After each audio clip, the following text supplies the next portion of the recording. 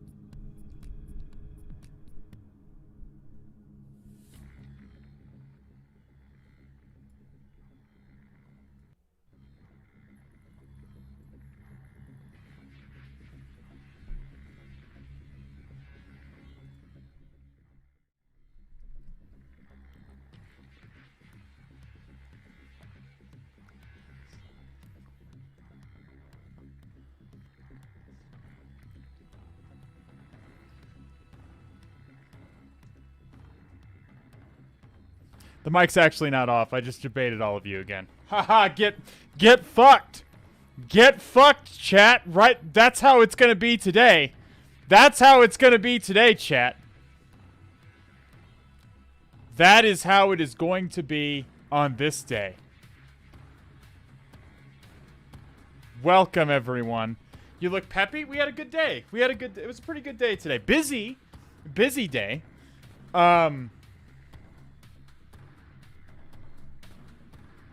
Busy day. Like, I do apologize for my tardiness. So we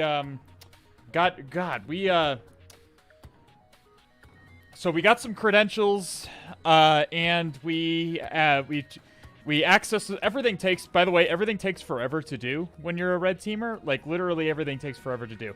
Whenever you don't just run but commands. When are we going to do the league? And hope your day is going well so far. It's not like a CTF. You just try shit and go for it. But like when you want to run a command on the target network, you have to write the command out. You have to check the arguments, and then I have to let my colleagues look at it to get a second set of eyes on your command, and then we have to decide on which technique in the miter attack framework corresponds with this particular thing that we do. That's for the reporting phase later, because again, the report is important. And then once all that is done, we actually run it.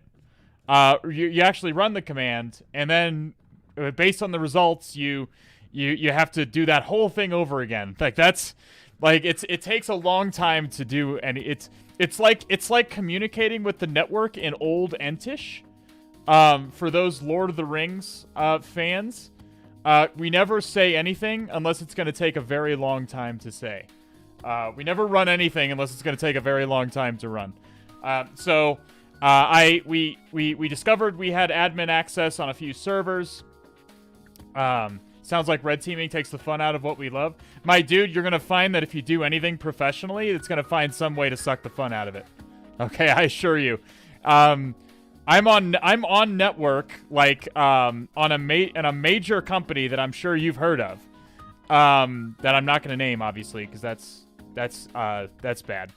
But and it sounds really, really cool, but I think if you find and it is cool, and I like it. That's why I'm peppy. It's not because I'm happy. Like we made progress today. Progress was made, despite the fact that it took a long fucking time to do it.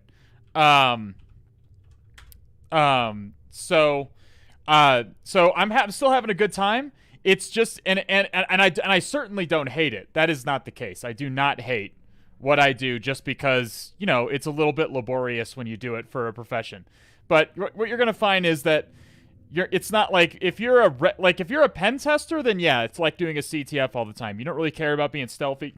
You don't really care about being stealthy or anything like that. But when you're a red teamer, you really don't want to be running sloppy commands with bad arguments and be like, oh, I forgot to put the domain or whatever, because then you're just producing additional noise on the network that could get you caught. It's just never a good thing. So when you're a red teamer, things become much more methodical, so that you can remain leafy bug. You want to be the leafy bug, remember. But if you're just a regular pen tester or doing an internal penetration test or whatever, it's just like a CTF. Just do whatever, dude. Just fire away, okay? But yeah, I think you'll find that just about if you do anything for a job, it's going to find some way to suck some degree of fun out of it. Okay. What happens when you get caught as a red teamer? The same thing that happens when an adversary gets caught.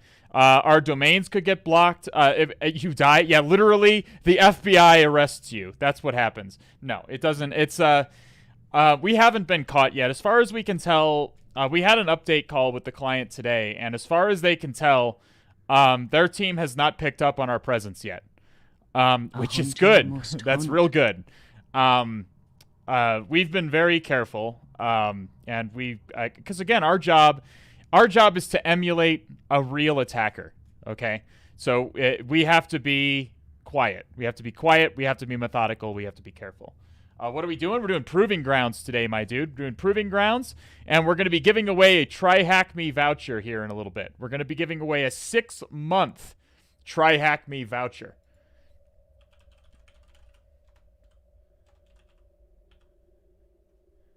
Alrighty, so let me get caught up on the new subscriptions and so on. We need to start Stream Raiders. My goodness, I'm so sorry I'm behind today. I was working literally. I turned the stream on and went right back to work again. So I was working right up at literally what I did was I closed my laptop. I raised the desk up, and I put on my headphones, and then I went live on the stream. That's it. Well, it's also quote Lord of the Rings of Wizards. Look, we have like a full month to do this assessment, so we have time. Okay, we have time. Do you have time to eat food? Yeah, I mean, I had time to play a little bit of Ghost of Tsushima today. I ran a command and I was waiting for the output, and I just did a quick side quest in Ghost of Tsushima. I've been working my way through the DLC of Ghost of Tsushima. So I have time to do basic things. I was also today I ate while I was in calls with clients, but that usually isn't necessary. Like, I typically have time. What's up with Proving Grounds? It's offensive security's answer to Try Hack Me, Hack the Box, etc. Sounds like a chill day. Busy. Well, I mean, it's not like if I say the day is busy, it doesn't mean that I'm constantly doing stuff all day. I mean, I had meetings with the clients in the morning, and then we had ops in the afternoon. But while I'm waiting for stuff to run, like sometimes I'm just waiting for commands that they take a while to run, and I can't really do anything until my command is finished running. So I just play 10, 15 minutes of Ghost of Tsushima. That's it. Oh, and I got that was a fucking good 15 minutes of Ghost of Tsushima. I found the I'm playing the DLC. I'm just playing the DLC of this game. This wacky weeb game. Which I'd never played before. This is my first rodeo with the DLC. And I come across this this shrine that that the map labels Bloodstained Shrine. If you never played this game, Ghost of Tsushima is an open world game similar somewhat to Assassin's Creed or any of those other stealth open world action adventure games. So you just wander around on the map and kind of find stuff.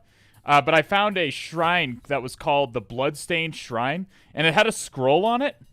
It had a scroll on it that made some reference to blood and beasts, and hunters as well.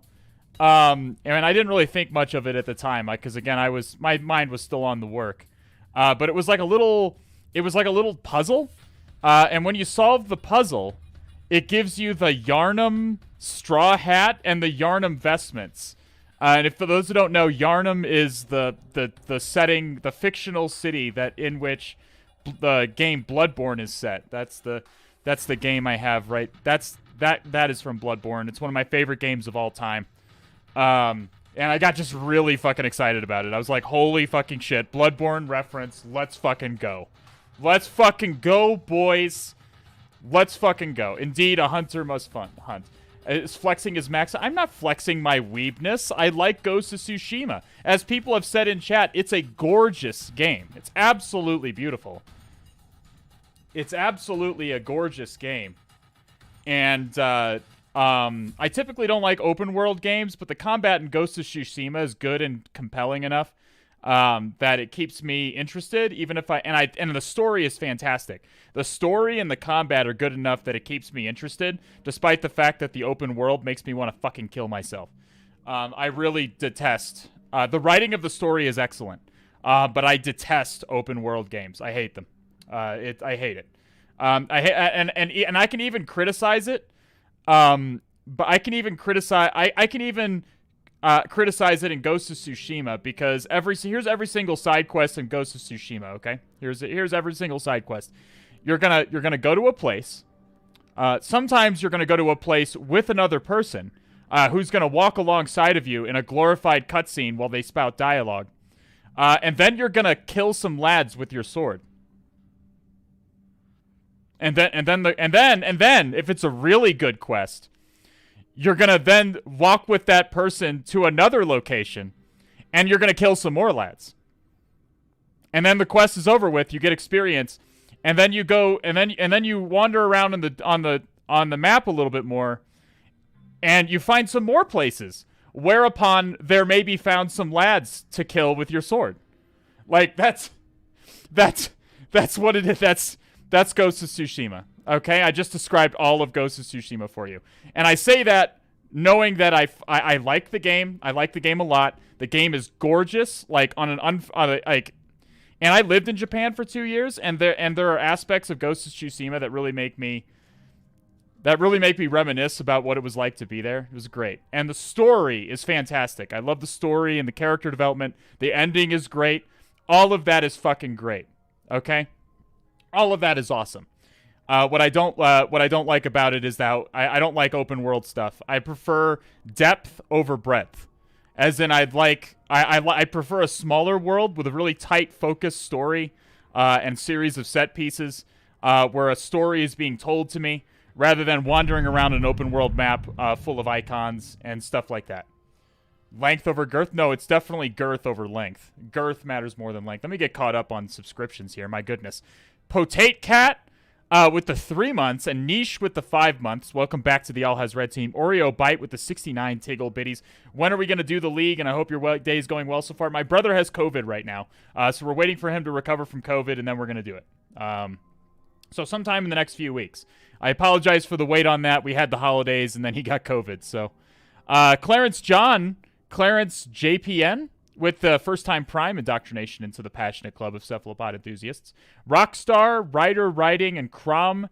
Thank you for the follows. Cthulhu Fountain to all of you. Now, can you recommend some books to learn? Can I shout out my brother's channel? He is Blue Squadron on Twitch. No, all lowercase, no spaces. Blue Squadron. He plays a game called Black Desert Online, which is an MMO. And I'm not an MMO person. because they have many of the same issues as what I just described about open worlds, Assassin's Creed-y sort of games. Alpha 2 with the 2-month re-indoctrination into the passionate club of cephalopod enthusiasts. Welcome, Alpha 2. It's good to have you.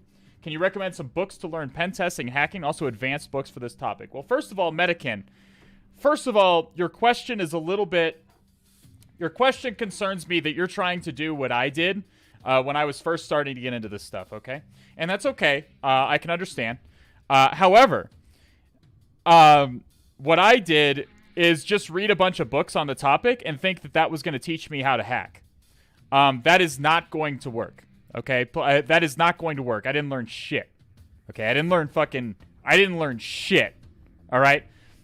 So I'm going to go ahead and encourage you, Metakin. It's not that books can't teach you anything. It's that at some point, if you really want to learn, like if you really want to learn the dark Eldritch magics, you're going to need to take your hands just like this, okay? Just like this. And you're going to place them on the keyboard, and then you're going to do stuff. Preferably you're going to type in a command line. And that, I assure you, will help. That I assure you will get you to that's going to get you there much more effectively. That being said, some books that will help for reference. I've been reading Black Hat Go recently. That's pretty good. I've been reading.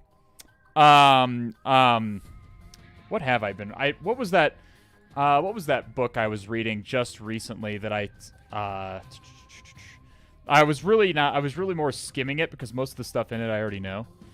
But I thought it might have a couple of things that I could add. Let me look at ebooks. And it was in here, and then it was... hang on just a second. It was, I can't remember the name of the fucking... How can I not remember the title? It was some...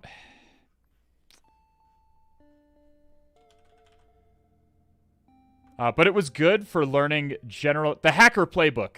I can't believe I couldn't remember that. The Hacker Playbook 3, version 3, I think is the most recent one. The Hacker Playbook 3 is good for just learning generalized pen testing techniques that a low to moderate level pen tester would be expected to know. Hacker Playbook is good. The Red Team Field Manual is good, but that's mostly for... It's a field manual. It's mostly for command reference, rather than trying to actually actively teach you anything. It's more for reference. I recommend checking out Humble Bundle. Humble Bundle often has fantastic bundles of cybersecurity books. Black Hat Python is another good one. Yeah. It's so good even my puppy loved it, mainly ripping the cover off. Operator Handbook is solid for quick refs. Yeah. Black Hat Python's another one I've read in the past.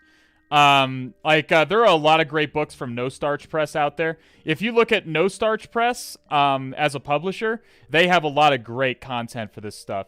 I also recommend, it's a little outdated now because it was written in 2014, and by a little outdated, I mean, yikes, that was 7 years ago. 8 years ago, you might even say. No, it was more like 7. I think it was published in November of 2014, so it's more like 7 years ago. A little over 7, but... I also recommend penetration testing, a hands-on introduction introduction to hacking by Georgia Weidman. Practical malware analysis is great. Husky is like kind of shadow pushing his own Udemy course again, which is okay. It's a good Udemy course. I've been told it's a good Udemy course. Can we please start Stream Raiders? We did. I did start Stream Raiders. Stream Raiders is running right now. It is 18 minutes left.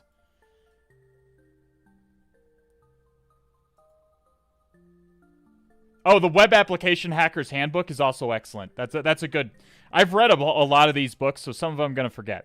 But the Web Application Hacker's Handbook, I actually have a hard copy of it on my shelf over here. And that is also excellent. That book is absolutely excellent. So I do... It's still relevant. That one was written a number of years ago as well, and that one is still relevant for web app hacking. Web App Hacker's Handbook has been replaced by the Web Academy now. It has. It was written by the same people who made Burp. And Burp has since made the Web Academy. But if someone wants to read a book, then yeah, the Web Application Hacker's Handbook is going to work just fine. But I would recommend you use it for reference. It is very dry. Here, let you take a look at this fucking thick boy. Hang on a second. Let me get this son of a bitch. Here you go. This is a thick boy. Look at this. Little light reading. This is a little bit of light reading. Apparently I have a straw in here. I think I was using this as a bookmark. But you can see that I've been using mine I've had this book for a number of years now, and it's a little worn because I keep using it as reference. But this is a fantastic book. Yeah, a little bit of the page is stuck. Yeah, I spilled something on it at some point. You can see that I think I spilled coffee or something on it at some point. I don't remember. But you can see that this has seen a lot of use, is what I'm trying to say. Used it to beat an unruly blue teamer. Can it stop a bullet? Ooh. Good question. What caliber? I wouldn't expect it would stop a 50 cal, but I think a smaller caliber bullet, 20 cal, I think it would definitely stop. I think it would probably stop a 9mm. I think it would stop a 9mm. What would you read when it comes to debugging frameworks, when it comes to modifying them? Grey Hat Python did some of that. When I was learning Python, another book I read was Grey Hat Python. Grey Hat Python had some great information on low-level debugging in Python. So that was a good one.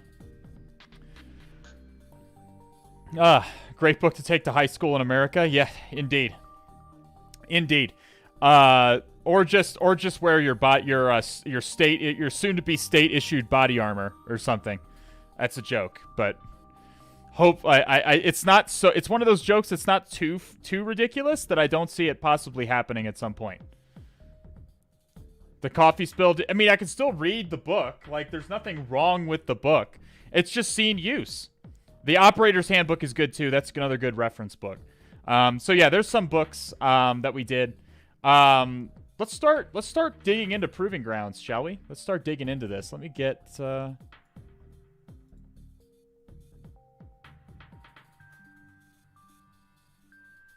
get the F into this. I'm excited. I hope you guys are excited because it's been an eventful but successful day. Let me go ahead and Proving Grounds. Let me go ahead and logged in and get logged in and all this goodness. Do you have any idea on this? During my pen test today, I fire up Responder and it sends different NTLM v2 hashes. Yeah, that's going to happen. I noticed the hash comes from Microsoft Teams responses. I don't know how to identify that. They're all the right hash. They are FDS-sec. They are all the right hash. NTLM v2 hashes are a challenge and response. They're going to be different with every NTLM v2 hash that's generated for a logon request. It's going to be different because the challenge and response is going to be different every time. It's just encrypted. The information is it's basically a salted hash, and the salt is different every time. Maybe that'll help to think about it. It's the same password. It's the same password, but it's going to be a different NTLM v2 hash every time that same password is used to authenticate to resources. Does that make sense, FDS-sec? Hacking the Art of Exploitation is old. Yeah, that one is super old. That's like, we're talking like 2003 old. But if you want to go through old school binary exploitation, that one is great. Buffer overflows, heap overflows, all that binary exploitation is fantastic.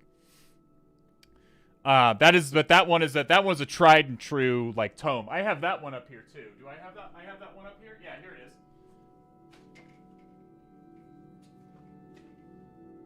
Yeah, I got that one too. This one hasn't seen nearly as much use. I just because I've used this one for reference. Like, this one has just been sitting on my desk for reference for a while, and yeah, I spilled shit on it. I've used it. This one doesn't see a whole lot of use. I have the PDF of this one, and I've gone through the PDF before, but I don't need to use this one for reference.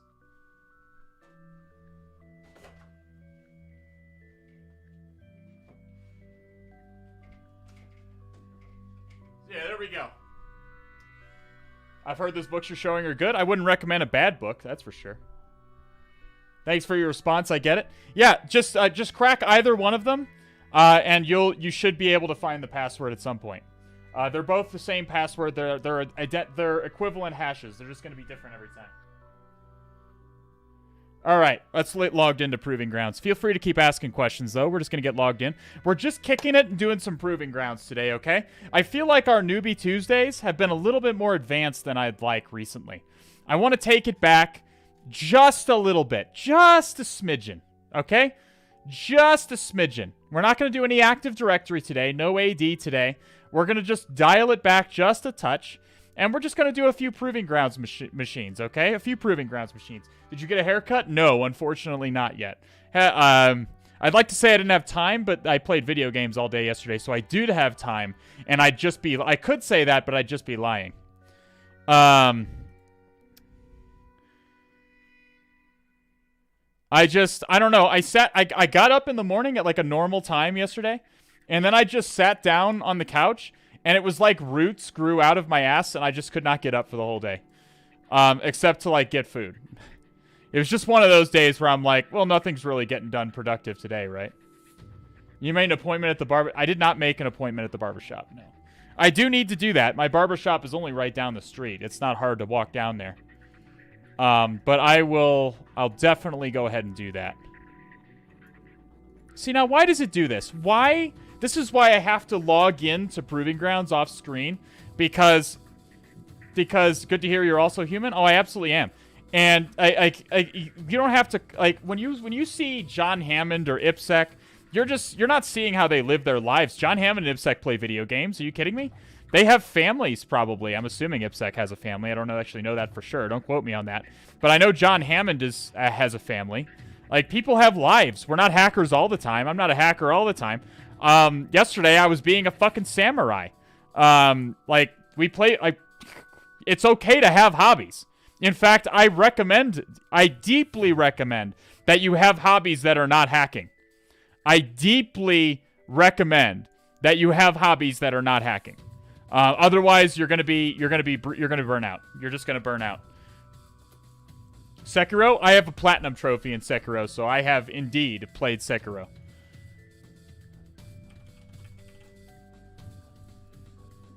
But anyway, what I was saying is, like, even though I'm in incognito mode, Chrome still tries to recommend my usernames to me and gives me all my usernames. This is why I have to log in because this has happened before. And this is why I need to log in off screen, because I'm too afraid it's going to dox me if I do it on screen. Because it has my usernames for all kinds of stuff. Oh, god damn it.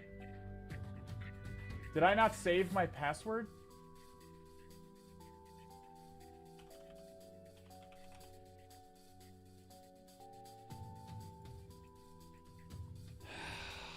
Do I really have to reset my fucking password? Please tell me I don't have to reset my password. I have to reset my password. God damn it.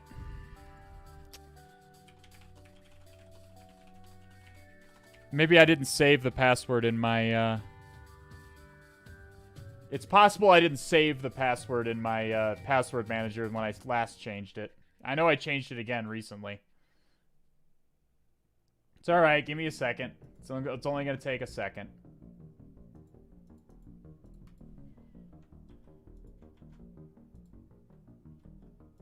Reset.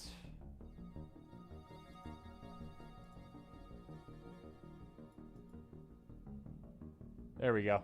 Alright. I reset the password.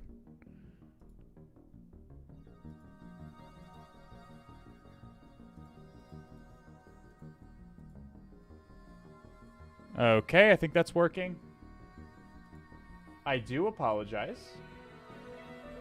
Did you enable multi-factor authentication? I don't think there is multi-factor authentication for offensive security's Proving Grounds. Welcome to the OffSec Training Library. The OffSec Training Library allows you to access all of the OffSec products in a single place. This includes fundamental... I'm good. I don't need the tutorial, OffSec. I'm good. Thank you. Thank you. I've logged into this like a million times. It's never, I don't think it's ever played a video. That's new. I don't know, they must have. All right, here we are. Yeah, for Newbie Tuesday, it's inducting you guys. All right, so these ones with the black bars next to them, or the dark gray bars, I guess, these are the ones we've done. So we're almost getting to the point where all of the boxes we haven't done fit on the screen. Kind of. Not really. But we're getting there. So, 1 second, let me get some water. And while you guys consider which box you're going to want me to do, we're going to start off with an easy box. And then if we get through that one quickly enough, we will go into a medium one. That sounds good to me.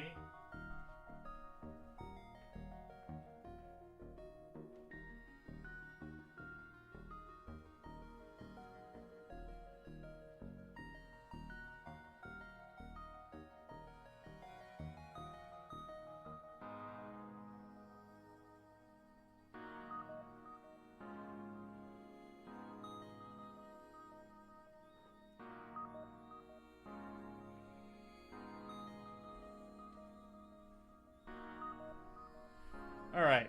Oh, as a side note, like, I'm really coming around to Trader Joe's a little bit. Like my, I don't know if I've said this on stream, but my grocery store that I usually get groceries from, is on strike, now. And out of support for the workers, I have changed my shopping habits. And I decided to try out Trader Joe's. And I went there and I'm like, what the fuck? Where's the Kraft macaroni and cheese? Where is my Sody Pop? Where is any of the things that I like? Because nobody had conveyed to me what Trader Joe's was like. And it turns out that Trader Joe's is mostly Whole Foods, but only for Trader Joe's, like, store brand stuff. So I just got a whole bunch of crap. I just got a whole bunch of stuff. I'm just trying stuff. I got some juice. I got some bread. I got a bunch of random assorted frozen meals that sounded good. A bunch of chicken breasts. I eat a lot of chicken breasts, okay? A lot of chicken breasts. Some potatoes, like stuff like that. Frozen vegetables. All that stuff. Honestly, I've honestly just been blown away. Like this, like you can't see because like, you can see, but the water in my, this is like, what's now it's diluted with water. But I had like this, this is like some kale, spinach, green apple, celery, basically all the green foods, juice that I bought there. And I know, I know what you're saying. I know what you're thinking. I can actually feel the testosterone in my body being replaced with soy as I say those words. However, it actually tastes really good. It actually doesn't taste bad. I expected it to taste like ass. I actually kind of bought the juice as a joke because I was like, this is going to taste like absolute ass, isn't it? It's like all the foods that are green just rolled into juice. And goddamn if it doesn't actually taste decent. It tastes pretty fucking good. So I like honestly, the ice cream was only so-so, but everything else has been fantastic. The frozen chicken is juicy and tastes good. Potatoes are good. All of the frozen meals that I've eaten so far have been good. Everything's been good. So far, I'm kind of a Trader Joe's convert now, I guess. Cookie butter ice cream. Oh, I think I got that. I got that ice cream flavor. I saw that in there, and I got that ice cream flavor. I've only tried the vanilla so far. I haven't tried the cookie butter. But I agree. I was like, I like cookies and I like butter and I like ice cream. That's a lot of things. Seen any benefits to the drink? My dude, I've been eating. This is the first day I've actually drank it. All I know so far is it tastes good and I don't feel like a fat piece of shit by drinking it. Okay? You got to be careful with juice, okay? You got to be careful with juice because if you get like, I saw over there. I saw stuff like 100% blueberry juice, and you look at it, it's like 49 grams of sugar in one serving. You gotta be careful about that. Juice is the false prophet, okay? Juice is the false prophet. You gotta watch out. You need juice with actual nutritional content and not sugar. Okay? The reason that fruit tastes good is because all the goddamn sugar in it. Yeah, that shit'll get you. It will get you. You gotta watch out for that shit. Sugar is the enemy, my friends. Natural sugar isn't as bad, I agree, but that high fructose corn syrup shit, bad. That's bad. Like, let's been linked to all kinds of health problems, not the least of which is obesity. So, trying not to preach to you here. I'm certainly not a Trader Joe's normal guy. I felt like a soccer mom just being in there. But honestly, the food has been good so far. It wasn't crazy. It wasn't crazy costing. The food has been good. Like, this juice has, like, all good things in it as far as I can tell. It's good. Beet, carrot. I have a carrot juice as well in there, I think. Dang, man, you ready for fatherhood?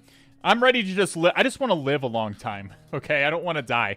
All right, which one are we doing today? Which one are we doing? What are we starting with? Do we have any... Or is this a new channel? No, I swear to God, Trader Joe's is not paying for me, okay? Trader Joe's is not paying for this. If I was ever sponsored by anybody, I would tell you, okay? I would say it up front, okay? I'm not the one who's going to try to scam you and try to get you to buy a product. If I'm talking about a product on my stream, it's because I've been thinking about it recently, and usually it's because I either really liked it or really didn't like it. That's what someone sponsored would say? No, it's not. I see a lot of requests for Sumo. Do we just want to hop right in and do Sumo, or do we want to do a poll? I'm seeing a lot of requests for Sumo. Sumo is an easy box. Why don't we just hop right in? All the people who want Sumo are just like, let's do it! Get it! We're just gonna hop in. We're just gonna get into it, okay? We're just gonna start it up. I'm assuming it's because there's gonna be some fat malding in this. Oh, yeah, so Tiberius, so all of the people who are recommending Sumo saw Tiberius do it, and there's gonna be some fat fucking malding in here. So, that's why everyone's recommending it. I understand now, okay? Now we understand. All right, well, we're going to do it anyways. I've already started it up. There's no going back now. I can't possibly go back. I like the green text. Yeah, I did this because, like, people are complaining they can't see the chat when it's a white background, and I do empathize with that, so I played with the font a little bit. Let me know what you think. The green seems to go with the rest of the stream, which is why I chose that.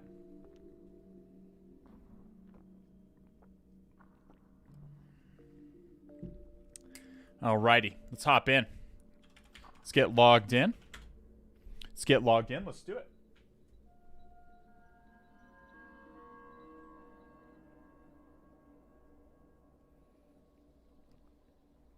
Definitely looks better. I'm super glad. I did test it against specifically this part of the screen and against white. So I think that it will be better than the white. That's for sure. Can we have a battle in Stream Raiders? Yeah, we can. We just popped, so let's get a battle in.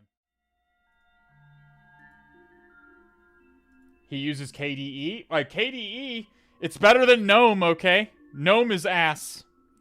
You heard it here first. Gnome is ass.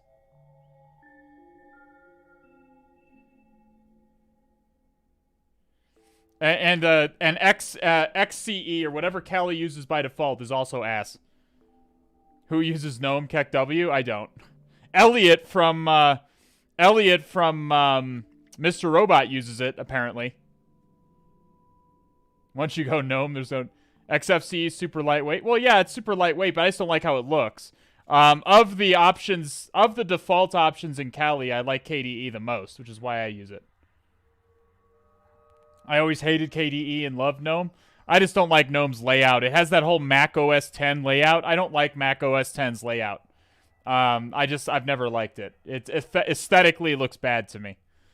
And here we have the Giga Chads in chat going, desktop environment. Imagine using a desktop environment in the year of our Lord, 2022. Sarovi with the most kills and most assists. Vim is my desktop environment.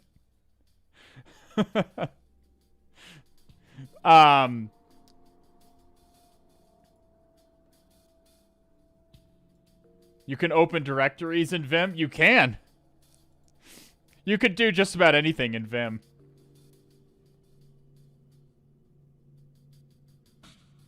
You know, I really liked the desktop environment of Black Arch. I used Black Arch for a bit until I got pissed off with Arch Linux and stopped using it. But Black Arch's desktop was super like clean and lightweight and fast. Black Arch has a really nice default setup. But the best one, my favorite one in Kali is KDE. Let's just close these tabs here.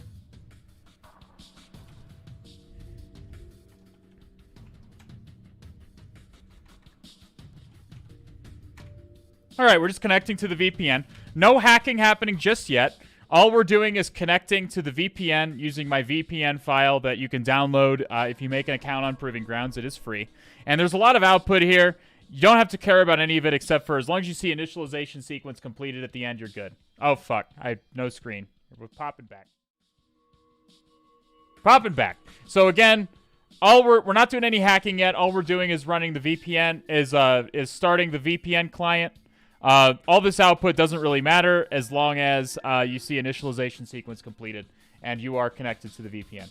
Mr. Streamer, NetHogs asks, for pen testing, I would like to learn Python, but I can't find a good start. Can you recommend a good book or something else for beginners? Well, if you specifically, I mean, I would recommend that you actually use one of the many platforms that are available online now for learning by doing. Exorcism.org is great for this. Code Academy is great for this. Hacker Rank is great for this. I highly recommend that you do. Again, this goes along with the same thing I said before. You don't really want to learn programming from a book in most cases, because if you're just reading it in the book, it's not going to be the same as you taking your fingers and you putting them on the keyboard and doing some coding. The best way to learn how to code, in fact, the only way to really learn how to code, is by coding. You have to code. You have to actually do the coding, okay? And you're gonna have problems. You're gonna have concerns. You're gonna have problems, and that's okay, because then you have to Google and figure it out as you go. There's a lot, especially for Python. There are a lot of great resources out there. As far as specifically a book, Black Hat Python is probably the best option in that regard. Apparently TCM has a Python for Hackers course as well. So you can try either of those. But I would start, before you start doing any pen testing related stuff, I would start just learn how to do the basic things in Python. Like learn how to set a variable, learn how to define a function, learn how to learn what functions do, learn for loops and while loops and if statements. And so on and so forth. Learn the basic logical syntax of the language, and then start with the pen testing stuff. Then start learning the pen testing stuff. But again, regardless of how you learn, you should do some actual programming. You have to do some actual programming. With Python, that's really easy. You don't have to compile anything. You can just run your code right there in the Python interpreter. Or if you want to run a script, you can just Python 3, just put the script into Python 3 and run it. And Python gives really nice verbose error messages because it's an interpreted language. All right, let's get out of the Cobalt Strike. Mr. Sumo. Tmux, new, TAC S, Sumo. If there's brute forcing, I'm going to be pissed. I'm going to expect you guys to tell me if there's some kind of brute force vector, because I usually don't assume that there's going to be brute force, because that's shit. Any great book? Black Hat Go is great, Cybershare. Black Hat Go has been great so far. It's not good for learning Go for the first time. It's meant for somebody who already knows Go and wants to learn how to do pen testing. Okay? Can we update the box name? Yes, we can. Absolutely.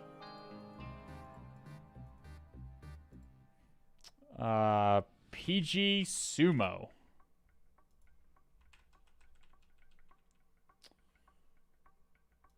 Okay.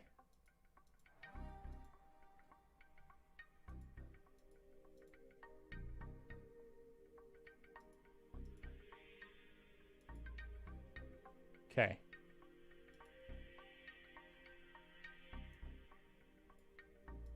There we go. Did I mess something up? I feel like I messed something up.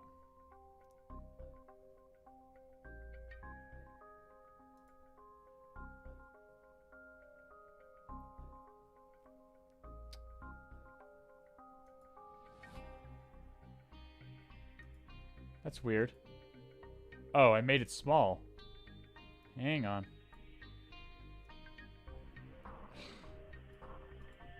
God damn it. I had this all set the way I wanted to. Why did this change?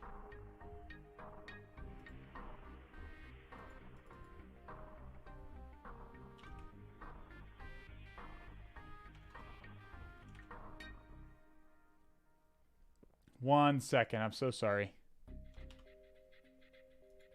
I'm just making my stream look the way that I want it to. There we go. That looks better. I don't know what happened there. That was weird.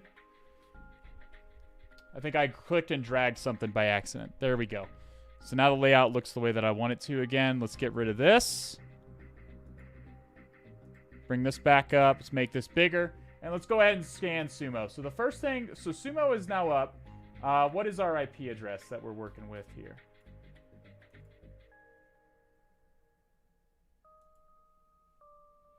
Did I not start it? I thought I hit... Did it error or something? Oh, I needed to be connected to the VPN, I guess. Fuck. Oh, it's a Linux box, so it'll spin up fast. NIM implants are the bestest implants? Well, we made it work with Empire pretty easily. Notice how easy it was to get a stager working in NIM in Empire that bypasses Windows Defender. I'm like 99.9% sure that we could have got it working with just the built-in NIM, or just the built-in Empire obfuscation methods. The problem with Empire was that it basically copy-pasted all the code from offensive NIM. I had all that shitty, bad output and was compiling to a console app and all that crap. What are your thoughts on WSL versus VirtualBox? I use VBox. WSL is totally reasonable, but best of luck getting a desktop environment in there. WSL, I use WSL for work fairly frequently. It's a little bit of a pain to get the adapter into bridge mode. That's about it.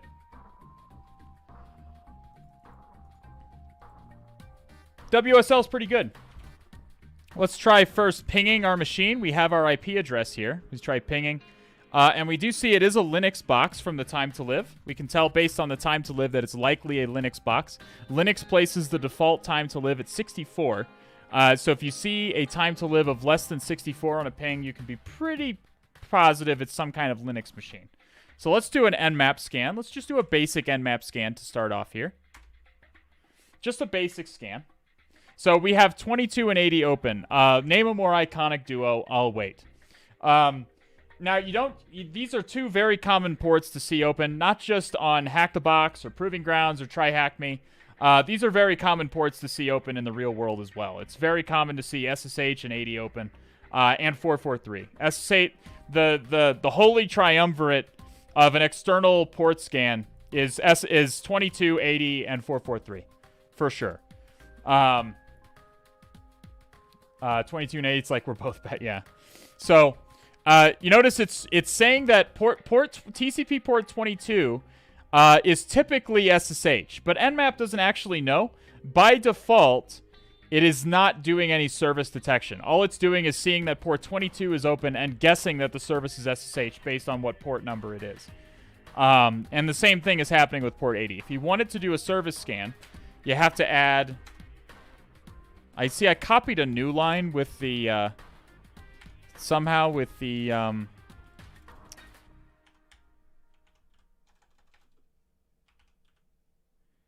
80, 22, 80. Paste that in, run that. So we add the TAC SV flag, and we're only going to scan these two ports because we know that they're open. But you don't need those ports to do a service scan. It'll just take a little longer because Nmap would rescan the entire target again. So now you see we get some detailed version information based on what Nmap has been able to enumerate for us. We see open SSH, 5.9, which is like ancient. I believe that the Incans actually, the ancient Incans. This is before they were overrun. Who was the guy who slaughtered all the Incans? Who was that colonial piece of shit? The Spaniard. Like Cortez did. No, Cortez did it for the Aztecs. Okay, it was not Rick Moranis. Okay, it was definitely it was not Cortez either. Ponce de Leon was the Fountain of Youth guy.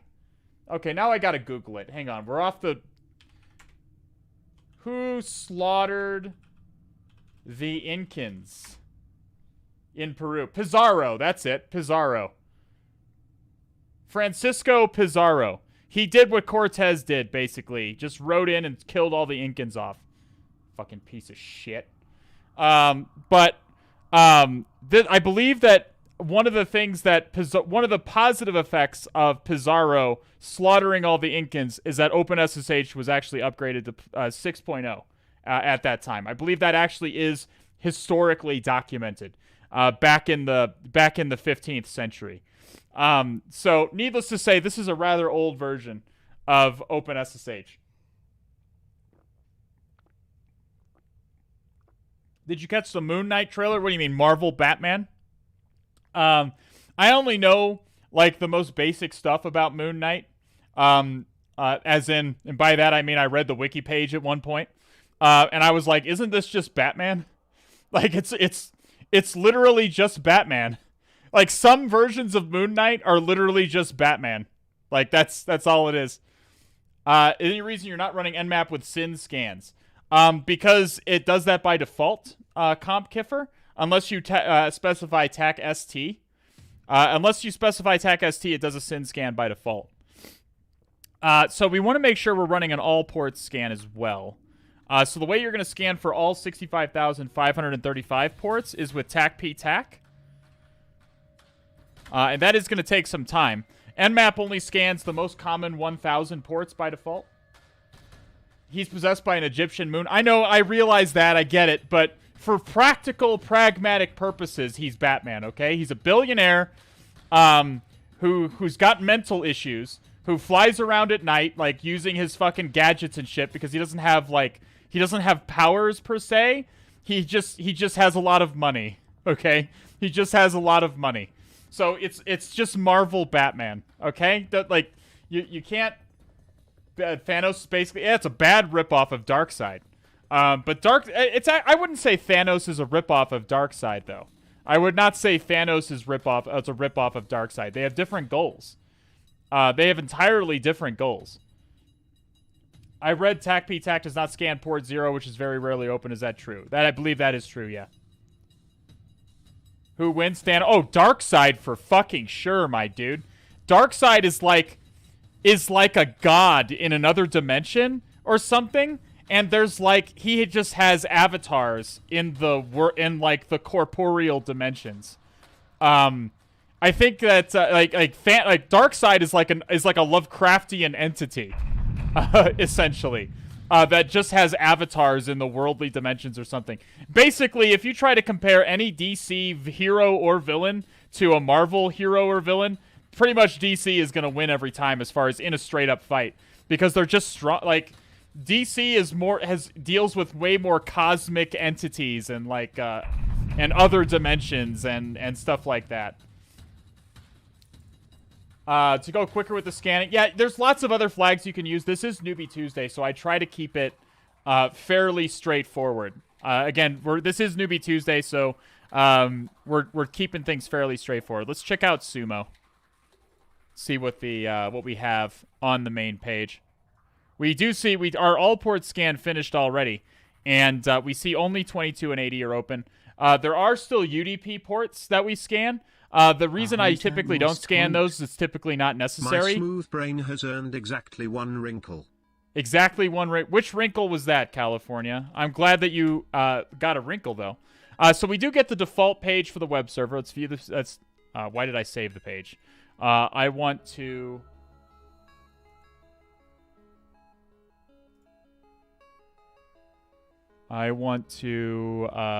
views page source. FBI! God damn it again! I did it. Like, Parsons is coming for me, man. It's coming for me. So this is not a default. This is not a default page, interestingly. This is just some basic HTML that someone threw up. Let's see if, let's do GoBuster on it. GoBuster.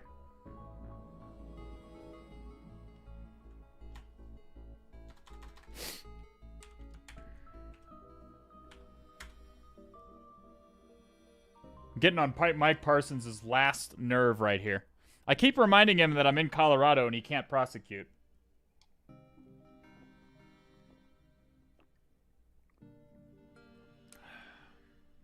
God, that juice is fucking tasty. California 909 with thank you for the 8 months.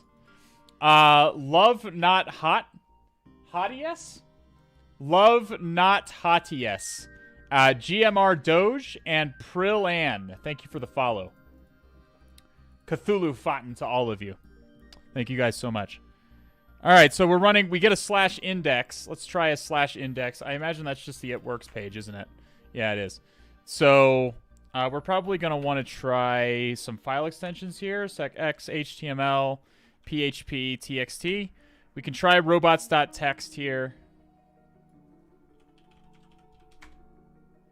No robots.txt.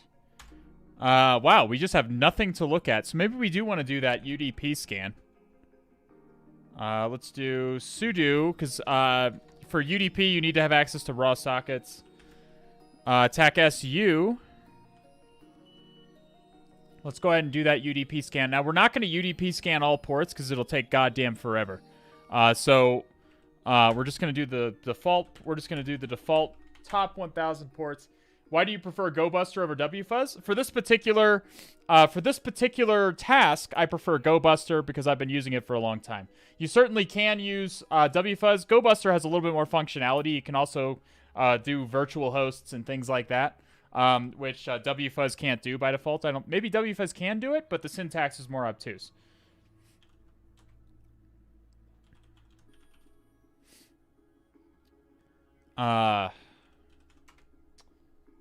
Flag.txt. Is that really a... We might as well try it. Nope. No flag.txt. Feels bad, man.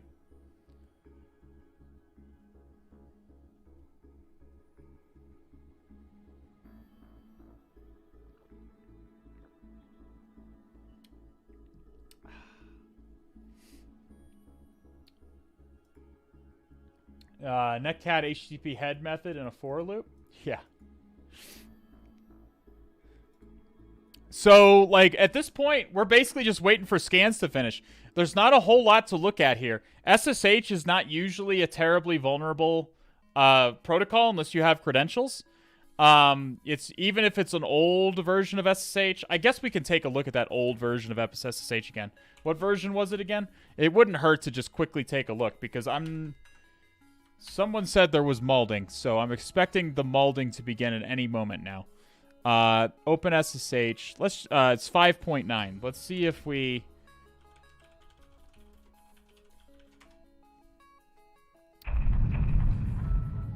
I'm not seeing any 5.9 in particular. I'm seeing it has the username enumeration.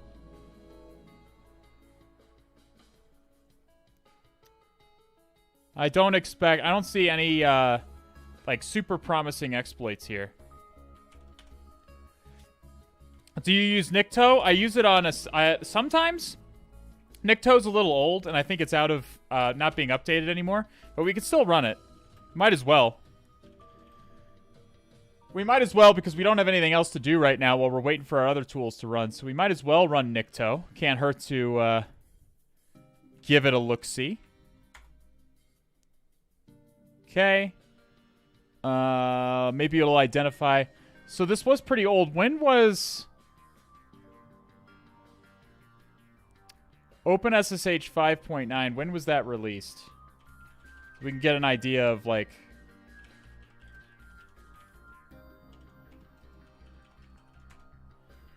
Uh, 2011. Fucking yikes. So... Like maybe Shell Shock? Shell Shock is what I'm thinking immediately. Shell Shock came out in 2014. And if this box has as a version of OpenSSH that's this old, I'm wondering if it has Shell Shock as well. We might as well. Well, if there's Shell Shock, there's going to be a CGI bin directory. I expect that... Did that get found? No. So I guess probably not. I think it looks for the CGI bin directory pretty early, but we can try it. No, not found. Okay, so... What?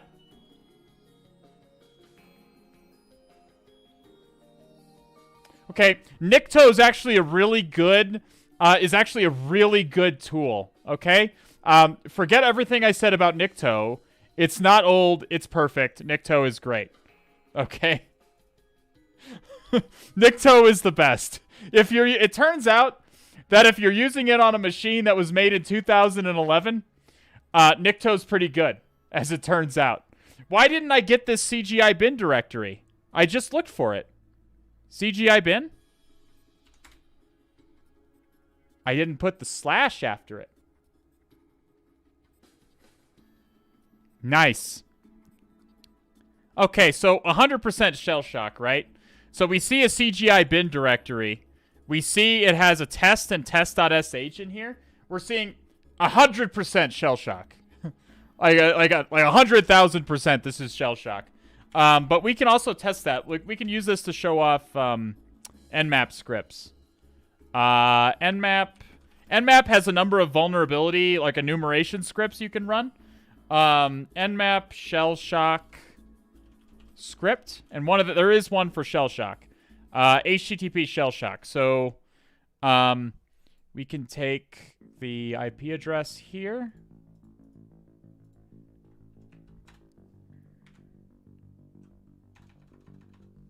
Tac script HTTP shell shock. And just run it. You could have probably specified port 80.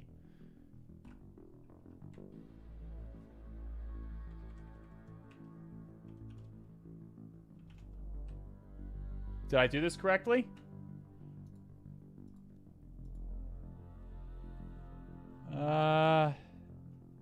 Tac script HTTP. Yeah, I did. Oh, you have to add script arguments.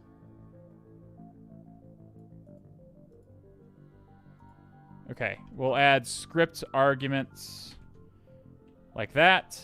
The CMD, this is going to be test or test.sh.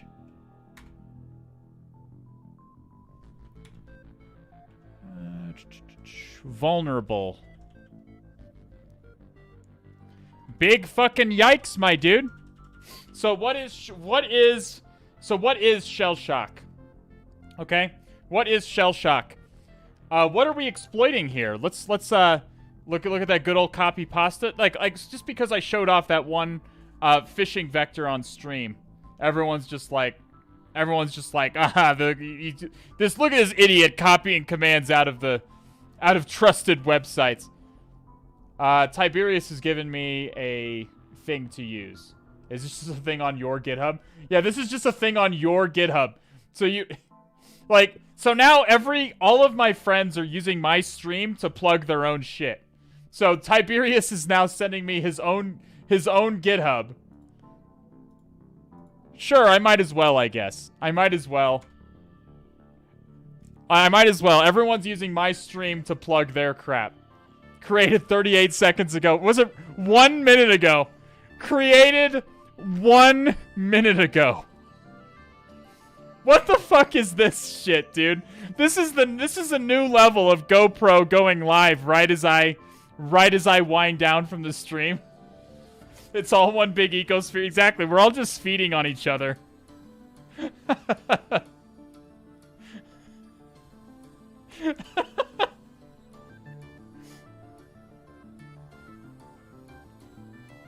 Alright, I'll use shellshock.py. This isn't gonna rat my machine or anything, is it?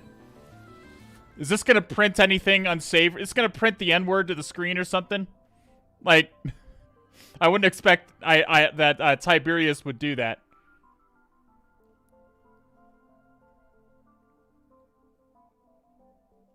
It's an elaborate Rickroll. Yeah, I wouldn't expect... I would expect that it probably is. Is it? I'm looking. I don't see anything that looks unsavory. It looks like a legitimate exploit of shell shock.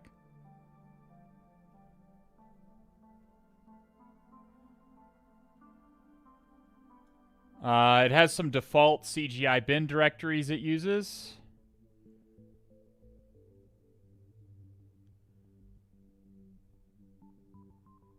Okay. This looks fine. I guess we'll go ahead and use this and get rickrolled more than likely. This isn't even yours! Brandon Stern. Copyright 2007. First of all, Shell Shock didn't even come out in 2007. Is this guy just rolling with a 0 day for 7 years? What is happening? No, that's the IP to bin. Oh, okay. He just copied all the oh.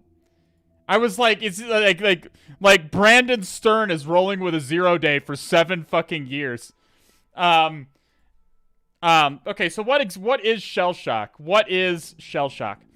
Shell Shock is not a vulnerability in web servers. Okay, yeah, that's what I want to get through. That's what I want. This is my code from 8 years ago. Oh boy. This is a So Shell Shock is not a Apache vulnerability. Okay, it's what are we actually exploiting when we exploit Shell Shock? When we actually exploit Shell Shock, what software is actually getting exploited by Shell Shock? Bash. Yes, it's Bash. Shell Shock happens. Shell Shock happens when back in like 2014 and before, when you ran a CGI bin directory, sometimes there's a need for your web server to run binary code for some reason. Binary code or bash scripts or executables for some reason. That's what the CGI bin directory is for. By the way, this is just a detection script. Oh, okay, so it doesn't actually exploit it.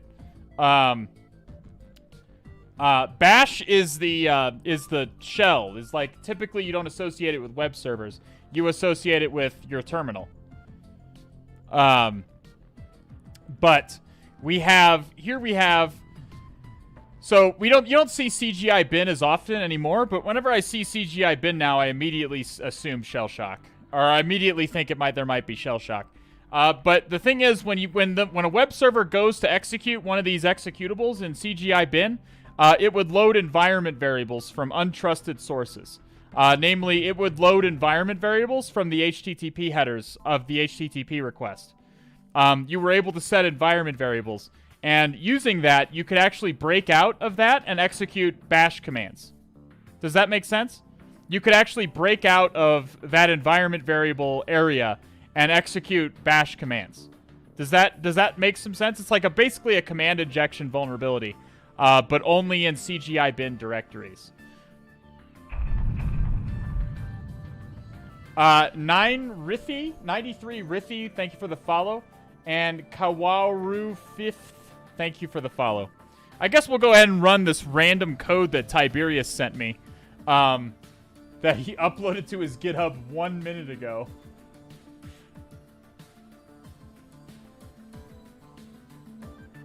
Let's go ahead and wget this.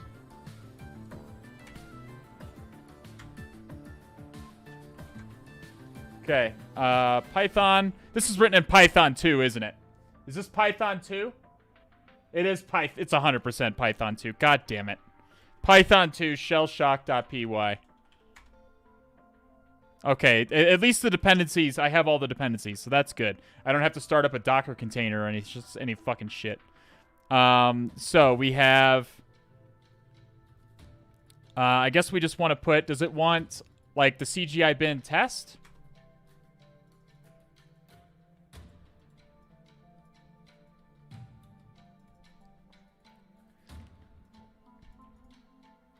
Like that?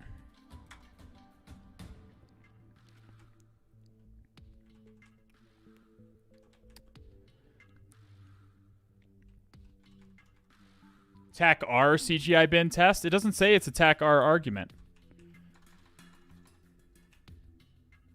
I'll check the code here in just a second.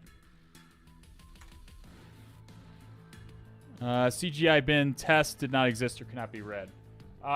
Is it TAC H for host? No, TAC H is help. It's for the help dialogue. Let's look at what arguments it expects here. So headers. So how is it missing the starting? Do I have to have a directory here? Nope.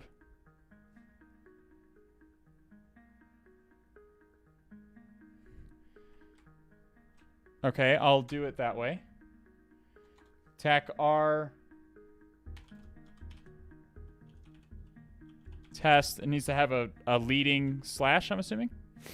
TAC P80. And then the IP address, which is this. We'll do stream raiders here in just a second. Does not exist.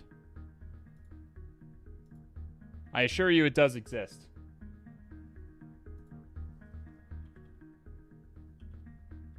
Your script appears to be broken there.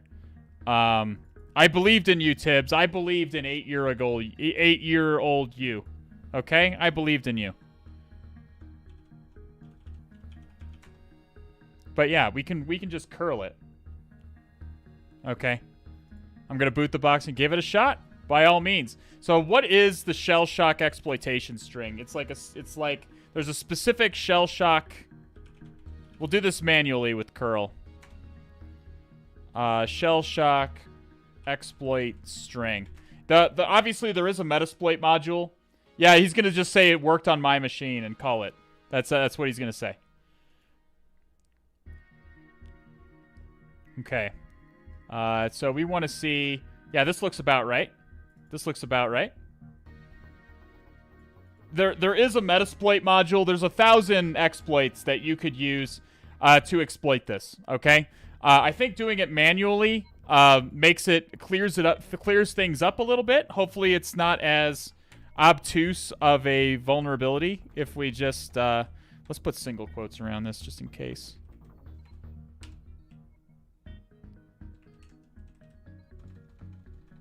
CGI /bin/ls.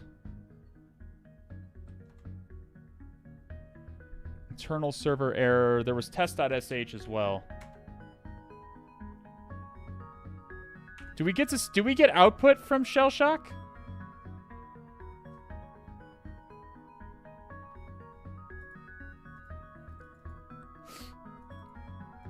So bin ejects the... We should... if I remember right, we do get... This is the magic string. This right here, this magic string right here is what... This was kind of the log4j of its time, by the way. Is it bin sleep? Which sleep? User bin sleep. I'm going to assume it's in the same place.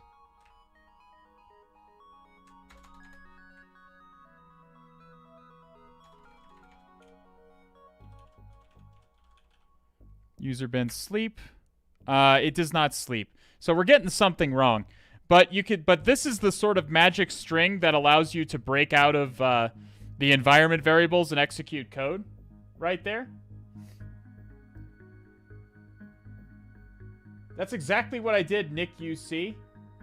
That's literally exactly what I did.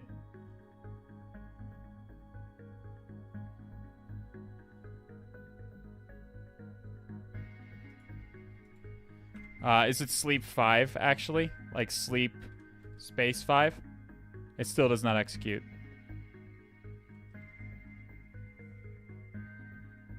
You need at least 2 spaces before the command? Yeah, I know shell shock is very particular. About what string it wants to see. Bin ls? We still don't get it. Is it test dots? No, it's test dot. It's just test. There's also test.sh, I think.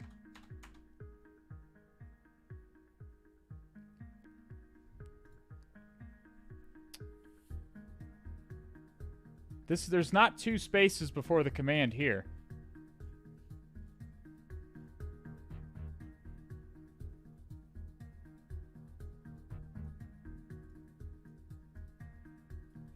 really trust this anymore. Let's try a different... The shell shock attack. It should be pretty easy. We shouldn't have to use like a Metasploit module or anything like that. This is also explaining how it works.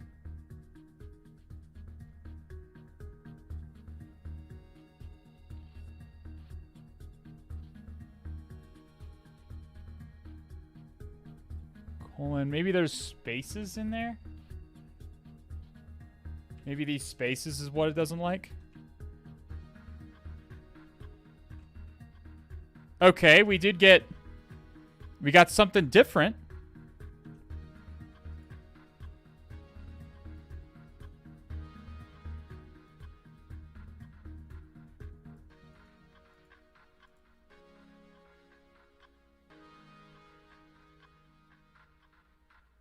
By passing a text file containing CGI bin test to TAC R. Oh, so you must have... Maybe you had it pull... you must have had it pull from a file instead of from the command line. We still get an internal server error. So again, shell shock is very particular. It'd be easiest if we just used a pre-made exploit. Maybe try Echo. We just did. Echo.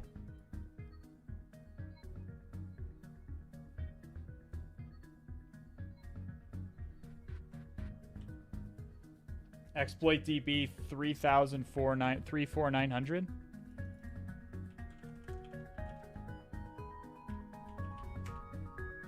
Shell shock. A hunter must hunt. Gar with the first time indoctrination into the cult. Welcome, Gar. It's great to have you. So this is the payload right here. The payload's being put into... Where's the payload being put? Is it being put into...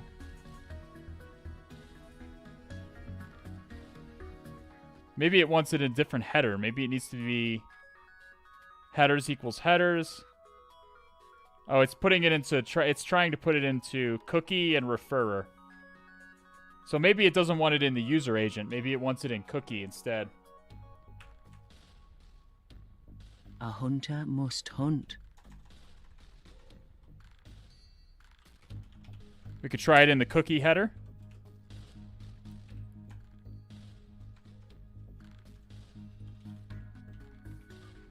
No, we still don't get it, huh?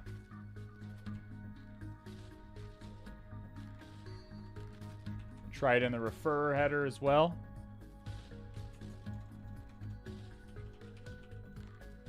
Still don't get it.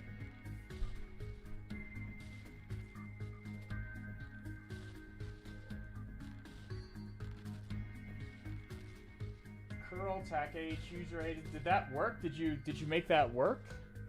FDSSec?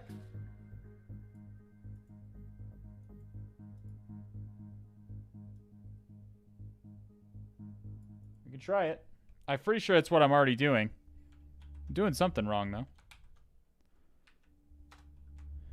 Exploiting things manually doesn't always go as you'd expect.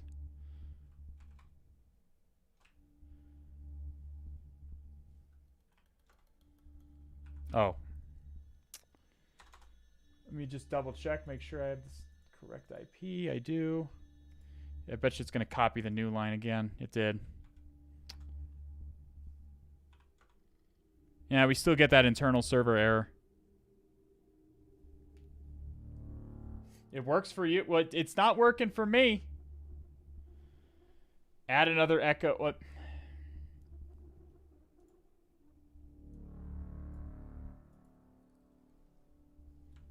Like, so you're piping errors to dev null.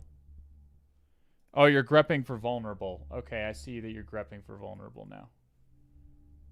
You know what works, Stream Raider? Okay, listen, we're here to hack, okay? I'm gonna do Stream Raiders here just a second.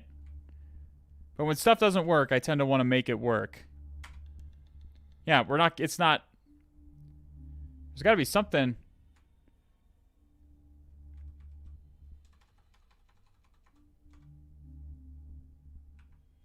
It's in test.cgi?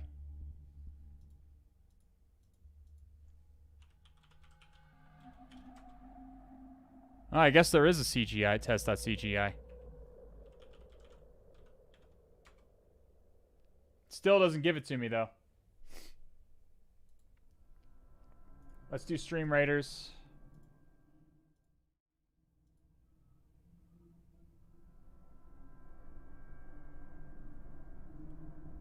Oh, pass bin bash. That's probably a good idea. Could try that.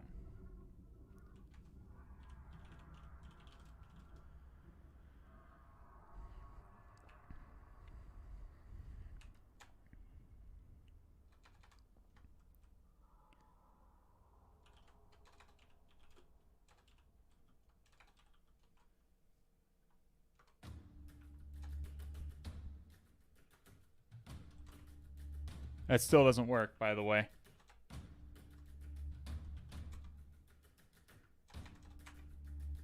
No joy. Chad B. Noob with the most kills and Sarovi with the most assists. There is blind cell shock. It may very well be blind. I typically you can see the output, so I'm just verifying.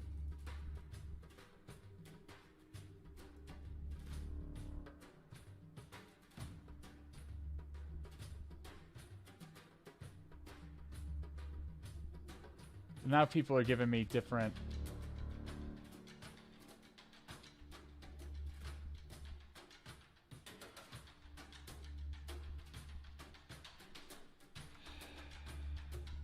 What is the TAC A?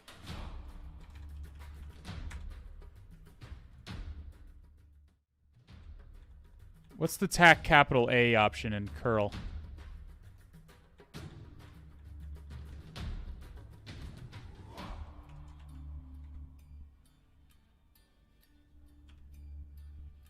There is no TAC A option. Oh, it's a user agent. Okay, that's just a user agent. Okay. TAC capital A. We'll try this. We'll get this to work. I have confidence. It's just particular.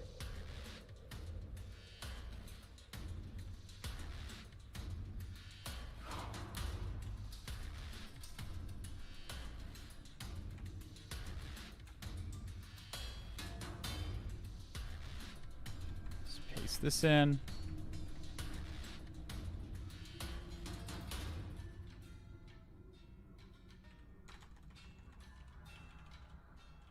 And you're setting error to standard out. I like that.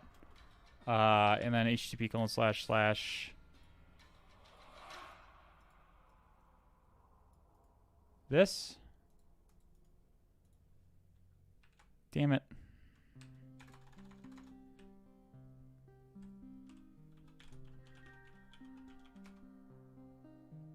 Okay, that actually did work. So nice. Who did who got that one? Who did that one? Is it Embargo? Or no, it was G Nunez. Welcome. Thank you so much, G Nunez. But you see that we do have code execution. Okay? Is everybody seeing that? Is everyone seeing how we now do have code execution on the target? You don't see it? Well, this is the output of the ls command. This is the output of the ls command right here. Please recap. Okay, this is a well-known, this exploit came out in like 2014, and it was kind of the log4j of its time.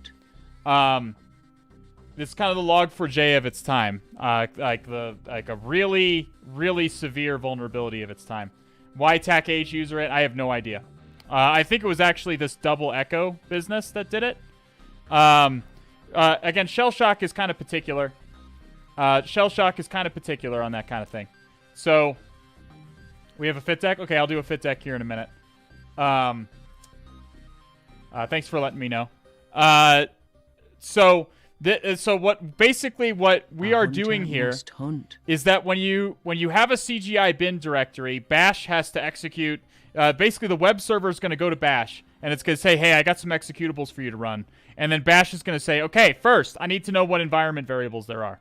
And one of the environment variables that it takes is the user agent. it sets the user agent of the request, of the HTTP request, into an environment variable. It's just part of what bash does when it executes something within a CGI bin directory. Okay?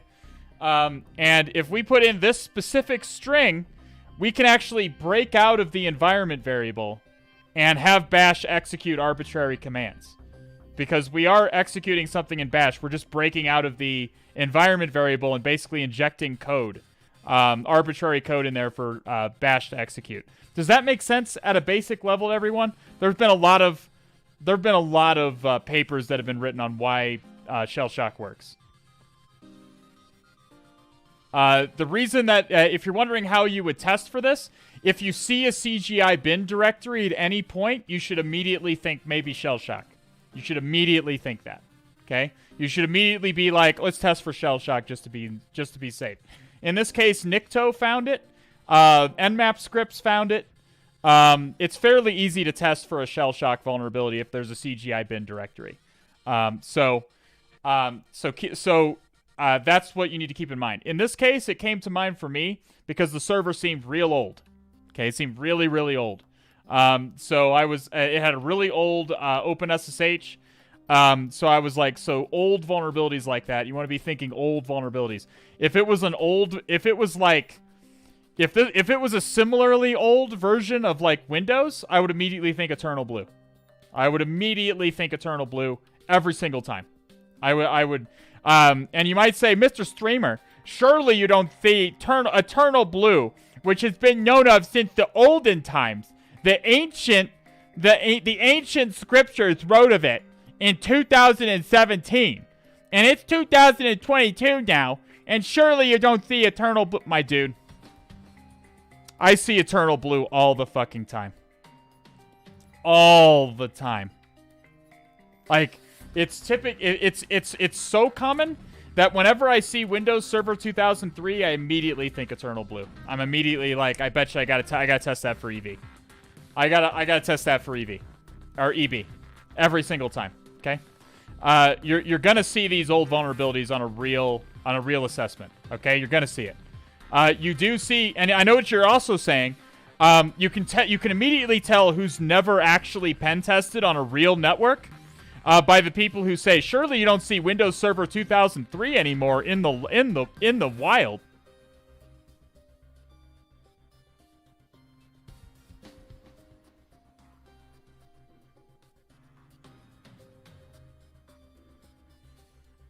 You do.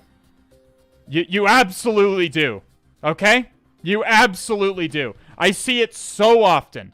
On the I'm on network right now. Cobalt Strike is open on my laptop right to my left because I was just on a network, and I don't think I saw any Windows Server 2003s in Bloodhound. But I did see a fuckload of I did see a fuckload of Windows 7s. A fuckload of Windows 7 and Server 2008s.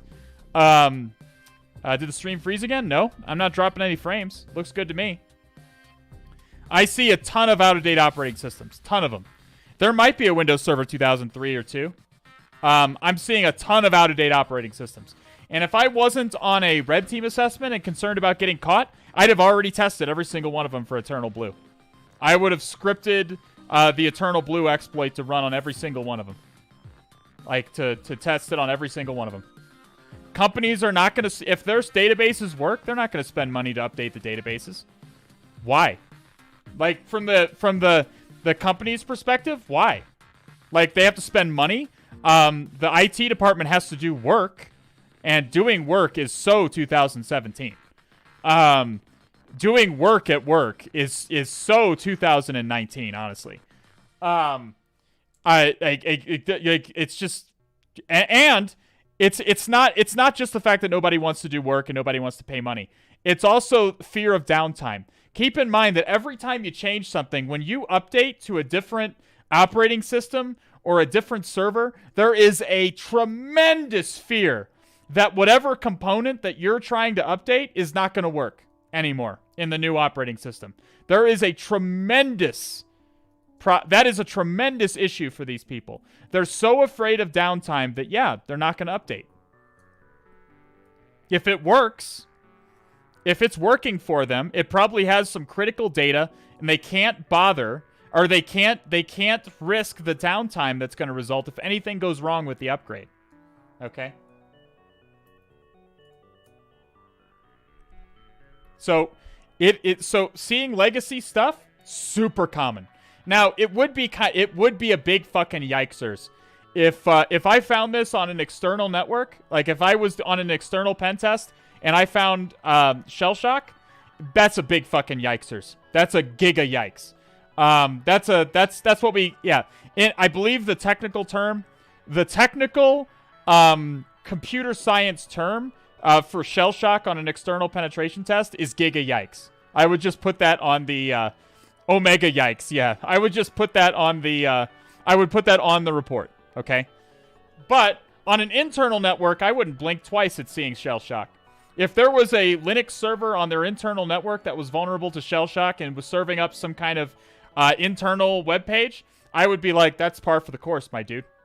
That's absolutely par for the course. That's super common. I guarantee you there's plenty of internal Linux machines on internal networks that are vulnerable to shell shock. I guarantee it. Nightmare.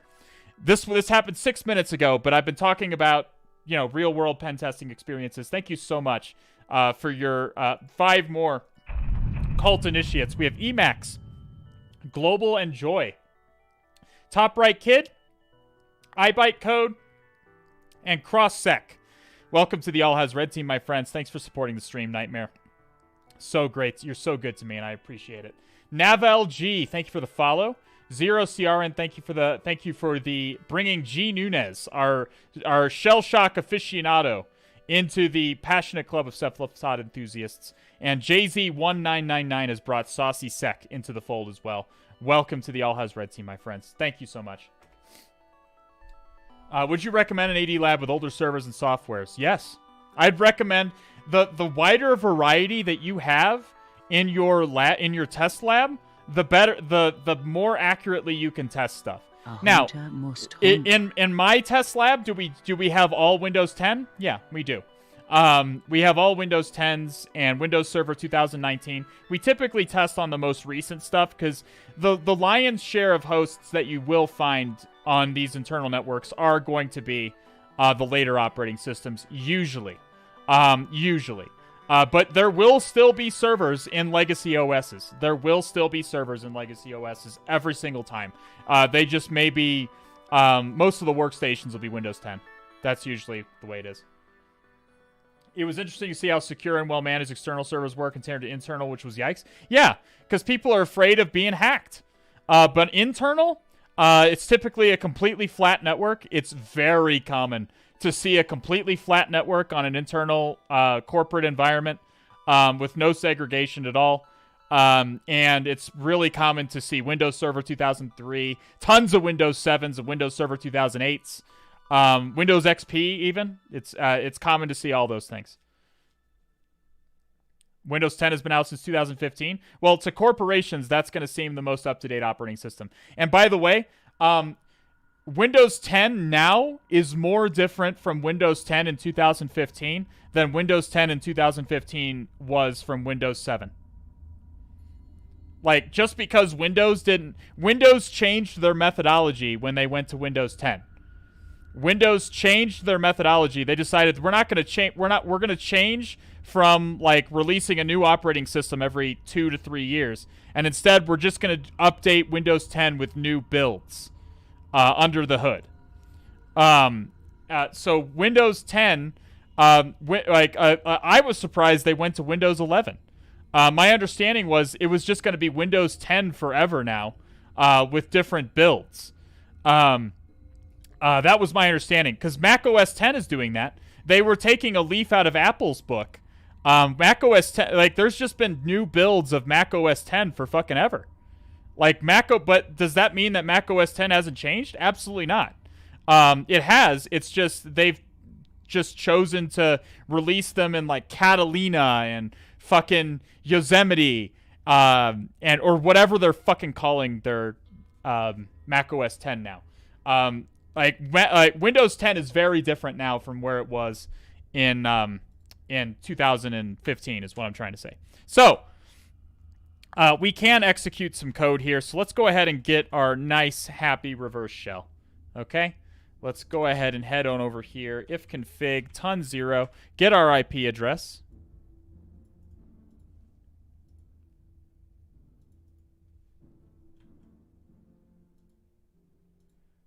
.8443. This is Hack Tools. This is a browser extension that we're using here.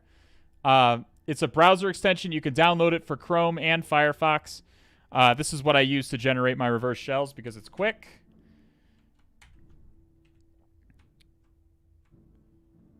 Okay, so we do have... We're going to want to escape this. And we're going to want to escape that, I believe.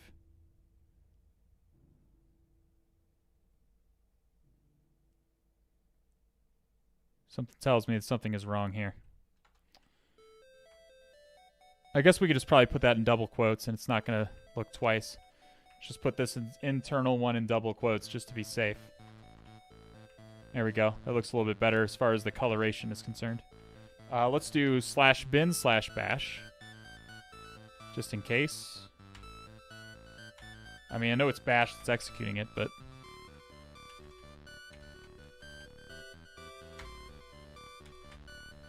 Okay, it's hanging, and there we go. So we do have our nice reverse shell. Hackerman. I'm in. We are in. We are all in on this blessed day, my friends. So does anybody have any other questions about that shell shock vulnerability? This kind of thing is very common to see on the OSCP exam as well. You enumerate the external ports, just like we did. You find some out-of-date software. You find some. You find out-of-date software. You enumerate a vulnerability. You wouldn't have to on the OSCP exam. You wouldn't have to do this manually.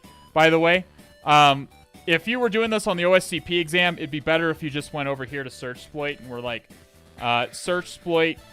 Shell shock, and it's going to pull down a whole bunch of scripts like this one and this one, a whole bunch of Python scripts that you can this is for Red Star. You want to use this one. You'd want to use this one that you could have co-opted to exploit it for you, perhaps with a little bit of modification. What is it that copies from search exploit? TAC M for mirror. M stands for mirror. I think 2 echoes made the thing. Please try the payload with TAC H user agent. Okay, yeah, we can try that really quickly just to see.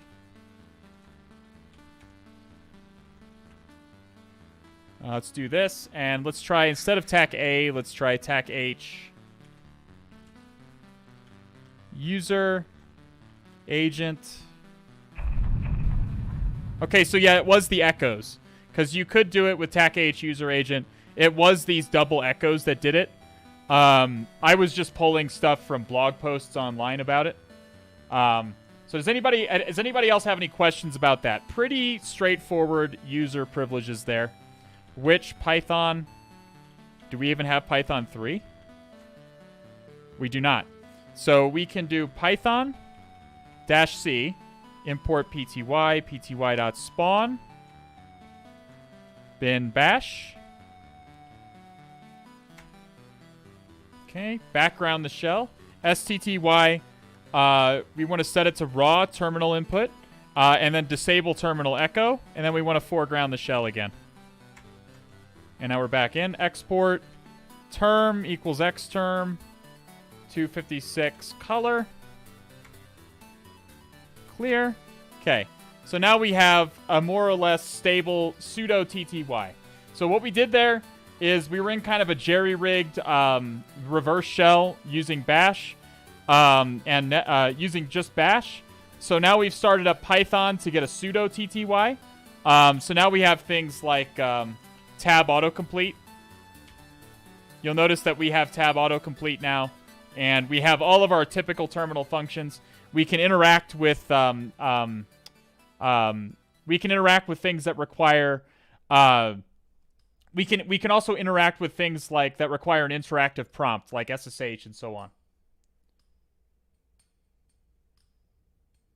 Okay. We can also set our terminal. I keep forgetting to do that. STTY-A to get our terminal. It looks like it's 32 rows up and down, and it's 109 columns to the side. So we can set our TTY to specifically STTY rows 32 cols 109. And now we can even use stuff like Vim and Nano, and it'll be properly spaced and sized. Okay. Let's check our groups. Let's do some basic enumeration before we run something like linps. Groups. Let's check for SUID binaries.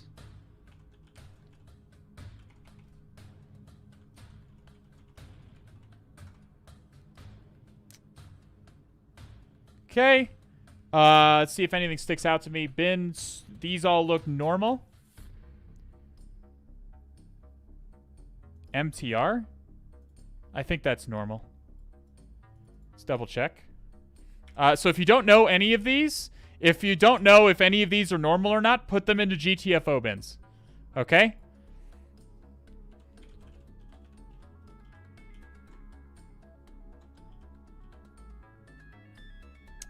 So we do have some things for FDR, for MTR, but not for SUID. It doesn't have an SUID thing here, so I think maybe we can still try it.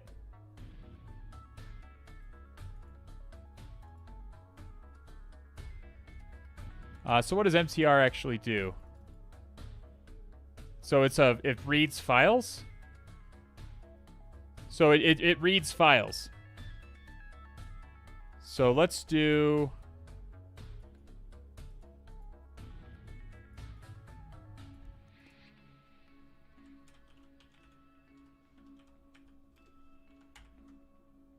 we can try reading Etsy Shadow. It may drop the elevated privileges.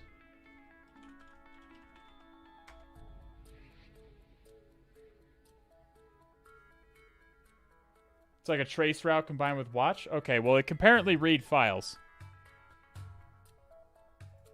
It looks like it doesn't work, though.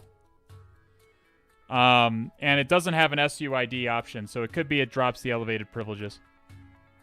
My guess is it does drop the elevated privileges. But we can try Etsy pass WD, see if it prints that.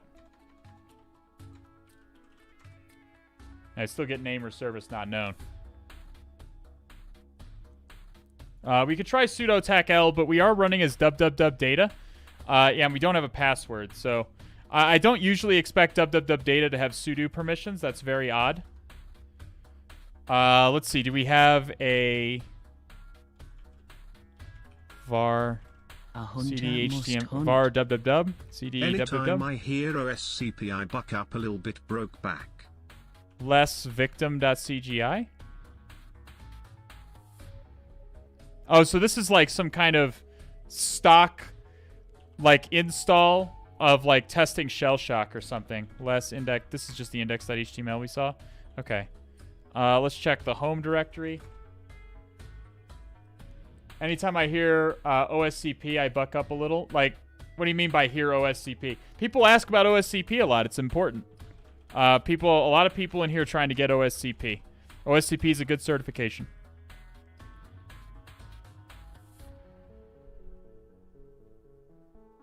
I'm a bit obsessed with Stream Raiders today. How far are we along on Stream Raiders? We got 7 more minutes. We can go ahead and do a Stream Raiders really quick, because just to make sure I'm not behind. I'm trying to get better about Stream Raiders. I know a lot of you guys like it, so I'm trying to get better about making sure you guys are getting your battles in. So we're just doing some basic enumeration to try and get to try and see where there might be some privilege escalation available.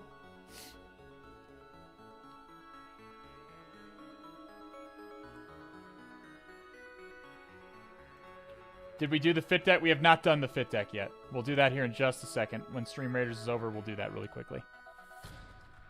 But thank you for keeping me honest about that.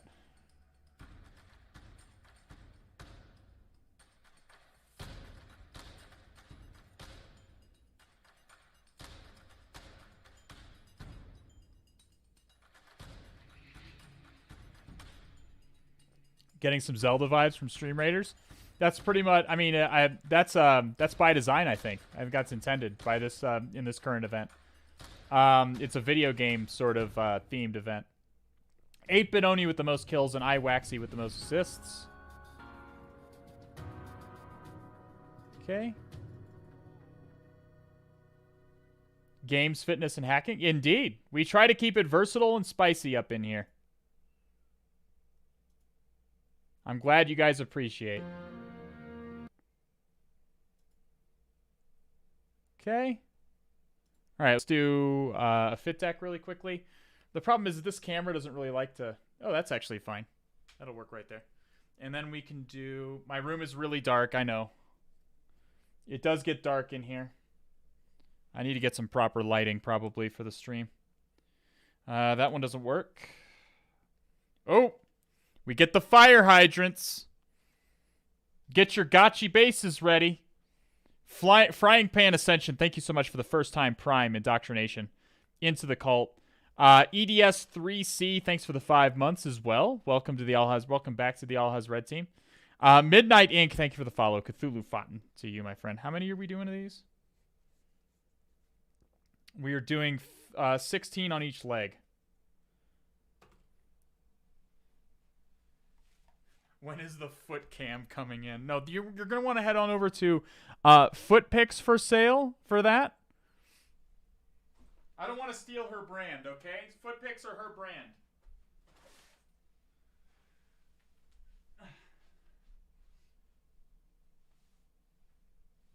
There's your eye contact, you degenerates.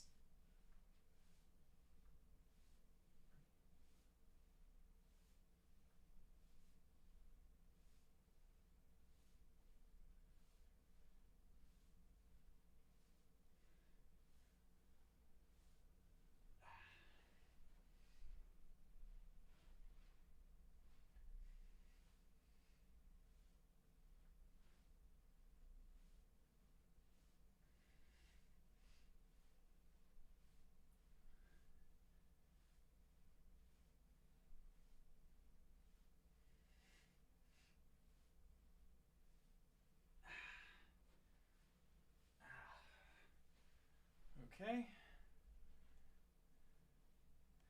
Move that leg up more. Those reps don't count. Okay. You put down the bag of Cheetos, and then maybe I'll consider doing that.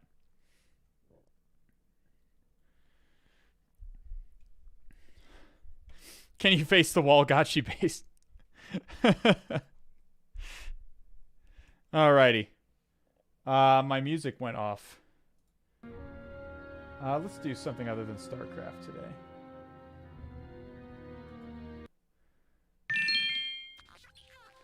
Let's do Metroid. Cyber Payload with the 100 Tiggle biddies. Thank you so much. Okay. We already tested for SUID binaries. We tested for... There's not really anything in the home directories. Not really anything in var dub. So the next thing, I guess I'm just going to run linpiece. Let's just run linpiece.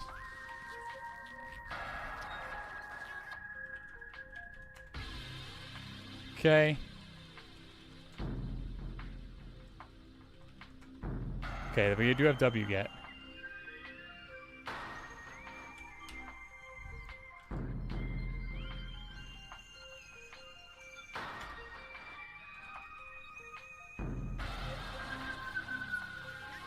Oh, I should look an opt. You're right about that.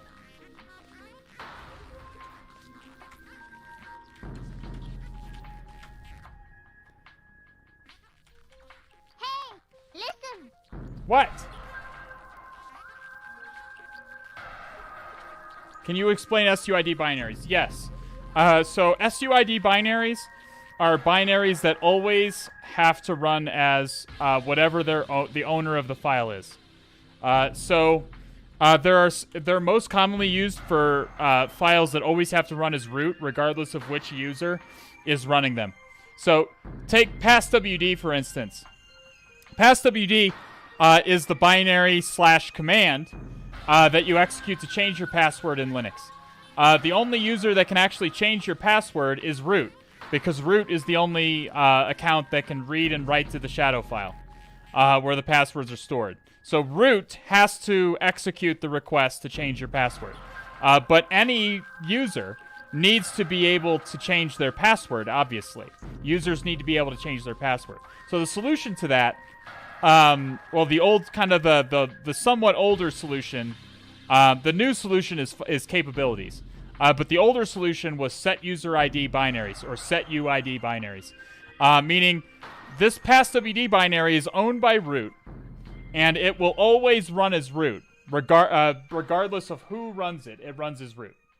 So if any of these have vulnerabilities in them, like sudo, for instance, has been found with vulnerabilities before. We're not going to use that one, though, because it's a heap vulnerability and very unreliable. But if any of these are found with vulnerabilities, we can potentially execute code as root.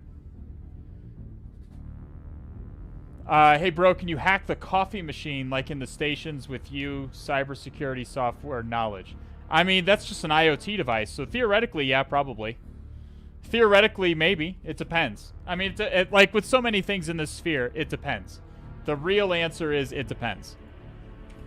Okay, so let's go ahead and pull down linps, wget http:// what is my IP address?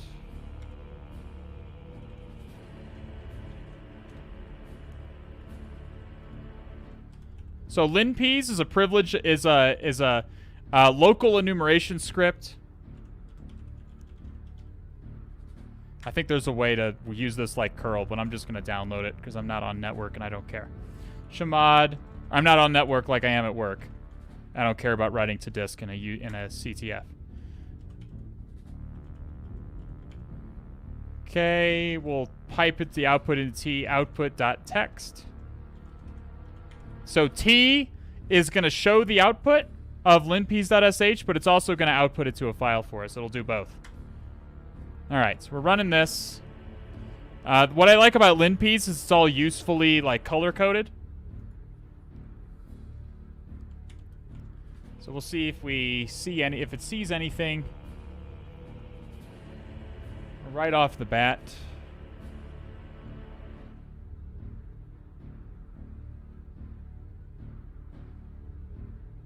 Okay, so this is an ancient kernel.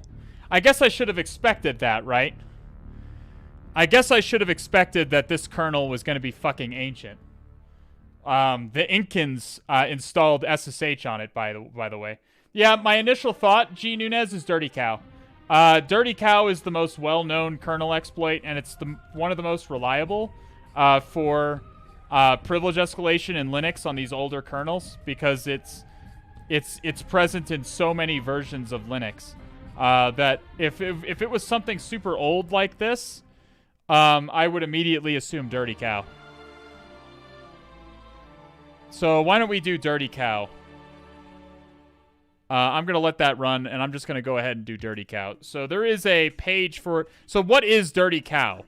DirtyCow.ninja is what we're looking for. Dirty Cow is it's another old vulnerability from 2016. It's a privilege escalation vulnerability in the Linux kernel. Okay? So I'm not going to go deep into the Eldritch magic. I'm not going to go deep into the Eldritch magic of a kernel vulnerability for you. People in chat are describing it as a copy on write, which it is. But this is Newbie Tuesday, so I'm trying to keep it simple for you guys. Okay? We're gonna run this thing. Okay?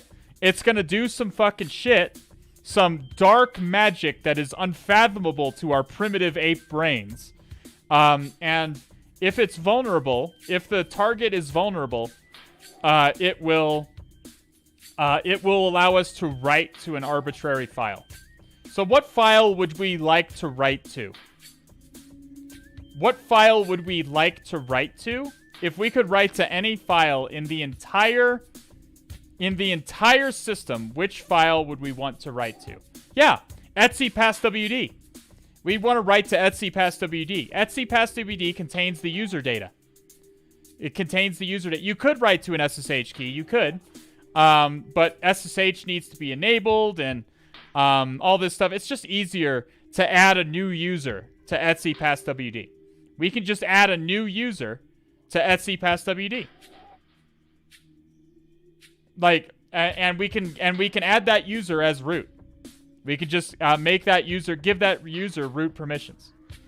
Well, Husky, guess what? If you want to modify one of these Dirty Cow exploits to modify the sudoers, you go right ahead, buddy. You fucking go at it, Husky. You got it. You got it, my man.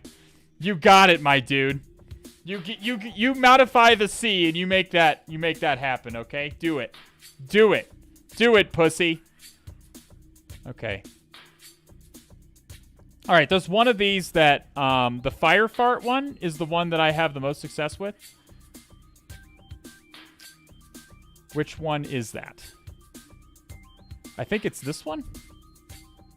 Yeah, this one on fire fart. This one is the one I've had the most success with.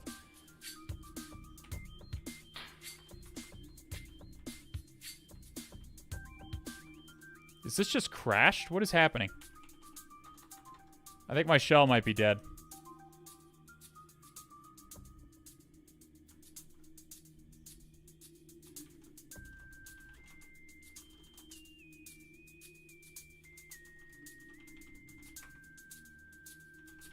Do I have Dirty Cow in here? I do not.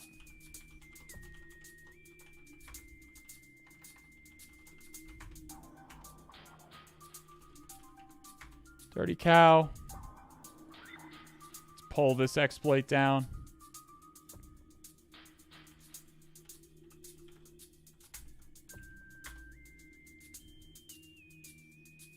Okay, so here's the actual exploit we're going to be running. On the OSCP exam, you wouldn't be expected to be able to, like, really follow the craziness of what this is doing. This is a kernel exploit. These are the deep magics, okay? These are the deep magics. And you typically, on real assessments, you typically want to avoid these. Even Dirty Cow, you want to avoid it. Why? Does anybody know why? You don't really want to use kernel exploits if you can avoid it. If you can find any other way to escalate without running a kernel exploit, you're typically going to want to do that. Because no one you do have a chance to crash the system. On a Windows machine, you could see a blue screen of death. The Linux machine will just crash and have to be rebooted.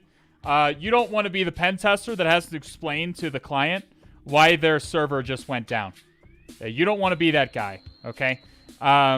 You're probably not getting that client back, we'll say that. Unless it was some server they didn't really need. Clients hate downtime. We talked about it before on this very stream. Clients hate downtime, okay? So you want to typically use exploits that don't have a chance to crash the entire target server. But in this case, this is a CTF, so we're fine running this. We're fine running some Dirty Cow. This does look dead, though. This do be dead, though. I think we should go ahead and...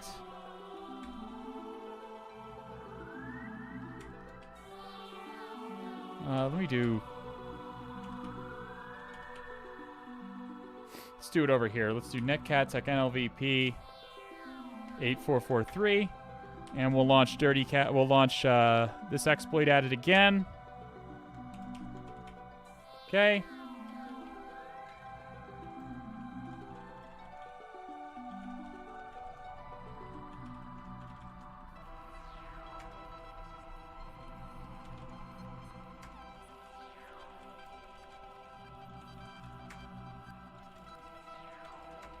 Okay.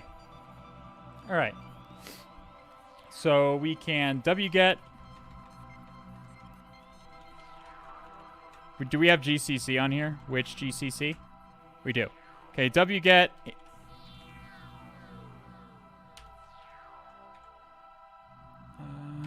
IP address right here. The Firefart one is the one I've had the most luck with in the past. Did I not start the web server? I did not.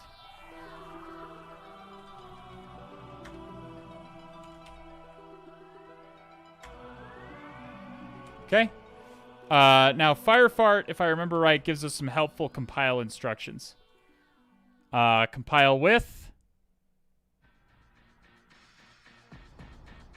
So it's going to create a Firefart user and set the password to Firefart. Okay? Obviously, it'd be easy enough to modify this. It'd be easy enough to modify this to change it to an arbitrary user. But in this case, it's just easier to do it this way. Okay, we're going to compile. Trying to exec cc1. No such file or directory. So it looks like... Is it missing... Is it missing some libraries it needs?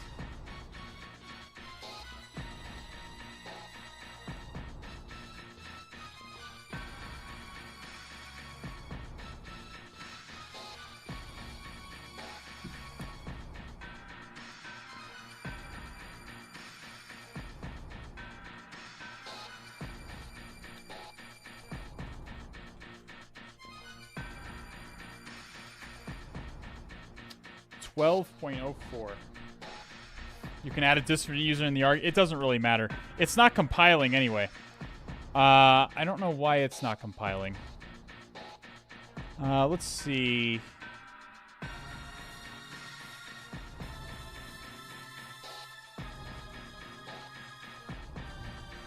Let's do the old Google the error. Compile it. Yeah, we can compile it locally. I'd rather avoid that if I can.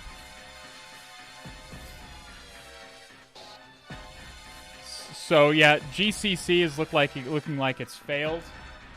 It doesn't have an executable it needs. So let's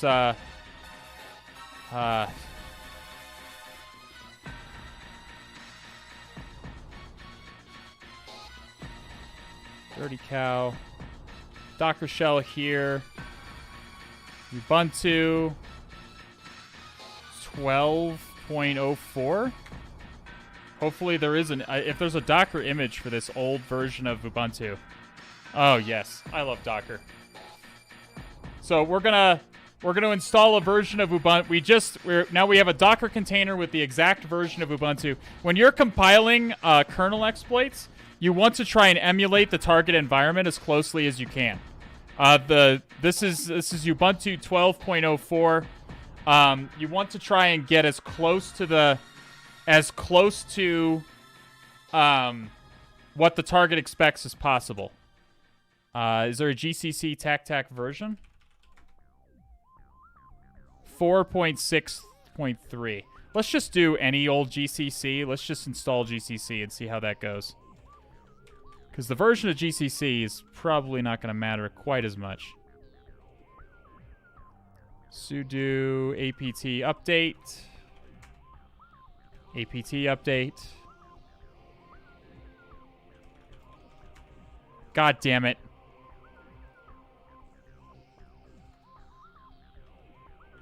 Do we not have apt-tac? Oh, we do have apt-tac get. Thank God. Apt-tac get update. I was going to say, like, what is the point of this Docker container? Install GCC. Unable to locate package GCC. Oh, we get 404 is not found for everything. So we have to update the fucking packages. Yeah, we need to fix the source.list file, I guess.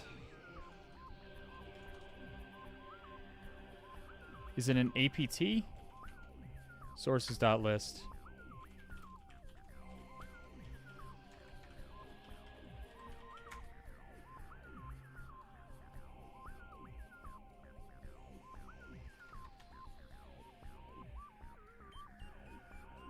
Is GCC not installed by default? Apparently not.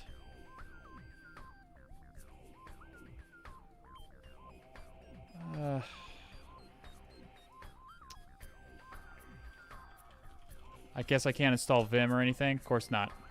All right, so this was a bust. Let's just try. Let's try doing it on Kali. I don't. This may or may not work. Actually, I think it needs to be a 32-bit environment, doesn't it? Is this a 32 or 64-bit? Uname TAC A. It's a 64-bit. Okay. So let's try it on Kali. Let's just try it on Kali and give it a shot. It can't hurt.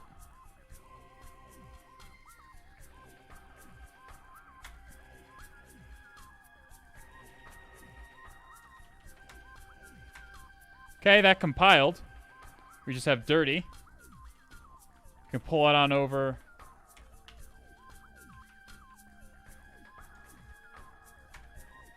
Okay. Chmod plus X, dirty. And let's run it. God damn it.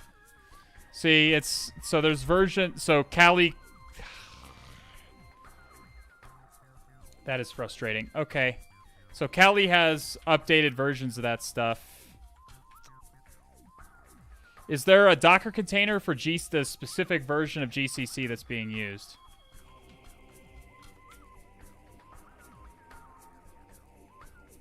GCC tac version 4.6.3.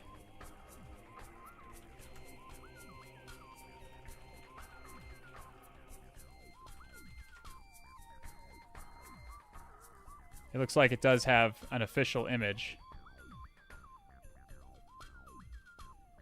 Let's go back.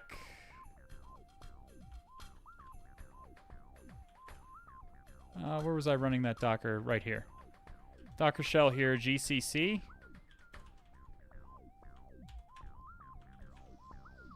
Version 4.6.3, I think it said. 4.6.3.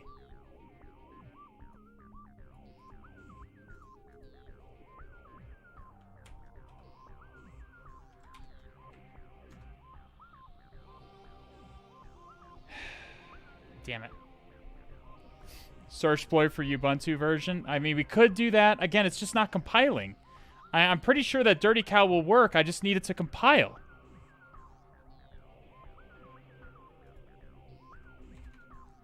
.6.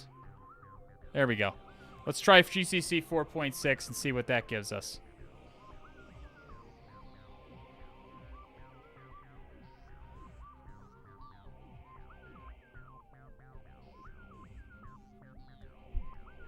I tried to say probably tried 6 different Dirty Cows, and if I remember right, I couldn't remember to make it work.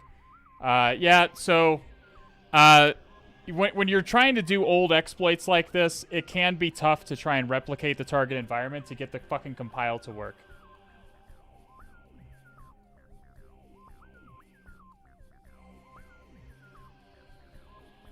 Yeah, I guess I could try Ubuntu again. Wait, what? Why didn't you execute? Come on. Okay, well, let's try Ubuntu again, I guess. And I'll just copy my sources.list file. I guess.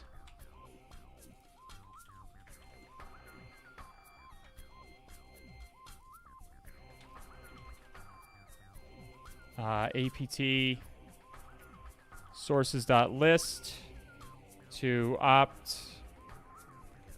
We're going to sudo it. Opt Dirty Cow.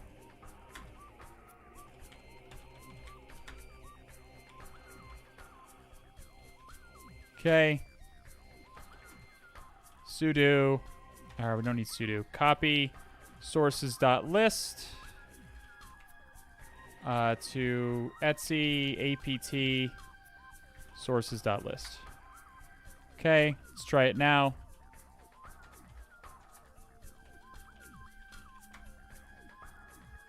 Okay, now it's using all of my Kali sources.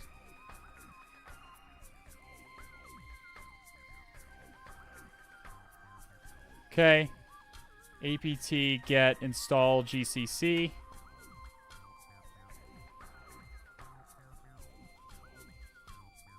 There it goes.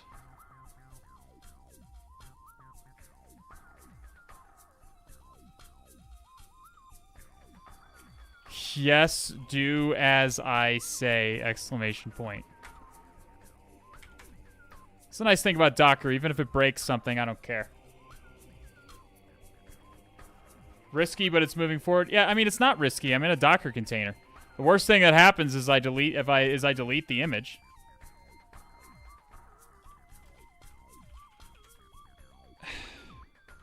Come on.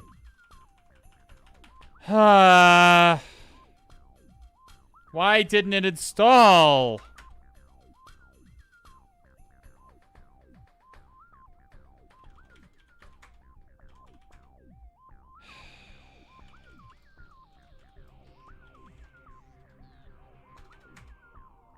Oh, well, it's in user lib GCC. This is not an executable, though, I would imagine. Yeah. Docker shell. Yeah, it's an alias. It's just a simple alias for starting Docker. God fucking damn it. I know it's because I just copied my current repo.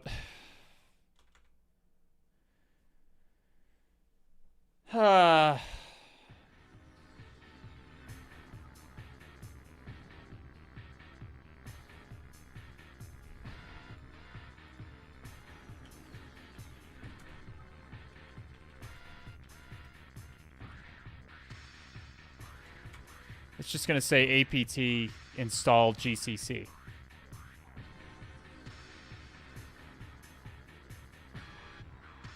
The target has GCC, yes, but it doesn't have some of the other things it needs. GCC is not compiling.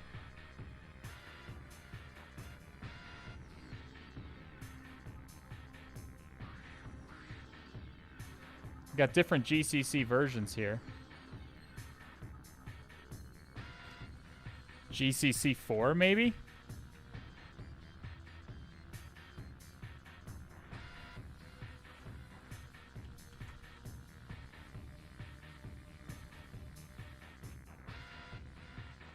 I don't even know what this is. I have no fucking idea what this is. Okay, unable to locate package.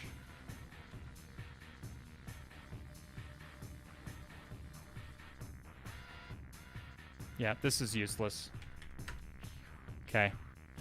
God damn it.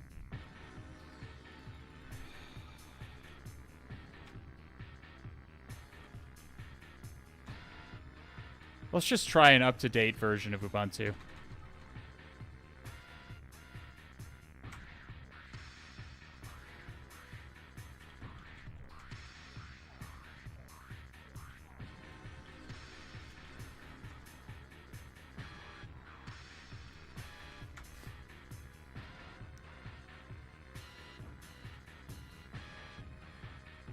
apt install GCC.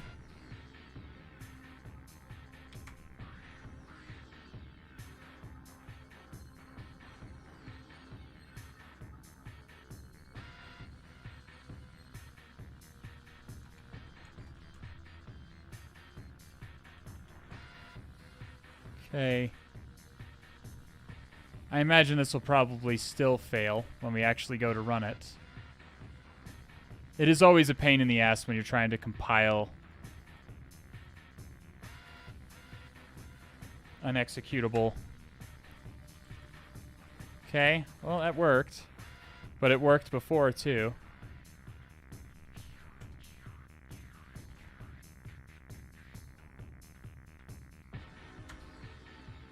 Okay.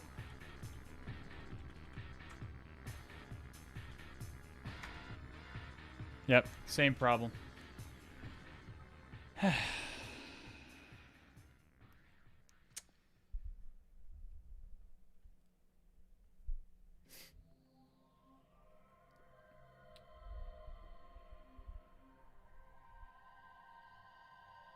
Try GCC TAC STD equals C11. I guess I can try it.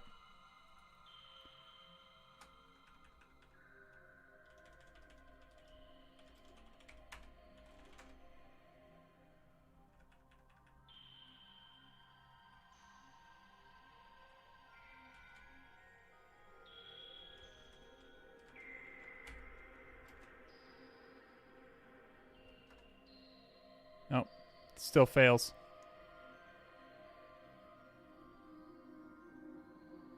LB crypt module is missing. Yes, I see that. Thank you. I appreciate you telling me that. That is patently obvious to me. Yeah, I had issue with make before, and I had to install the build essentials. Well, I mean, it seems to be compiling just fine.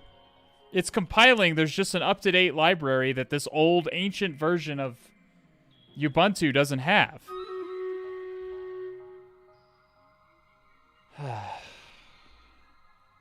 They couldn't have given us a GCC that fucking works? Like, fucking really?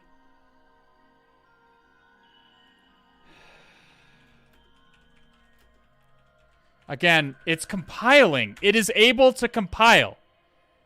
Like, I don't know what I don't know what I have to say here. It is compiling just fine. It is not running on the target. It is compiling just fine on Ubuntu. It is not running on the target. It is not running on the target. Feels, bruh! Do you want to get up here and do this? Fucking feels, bruh. Maybe if you install build essentials, it'll work.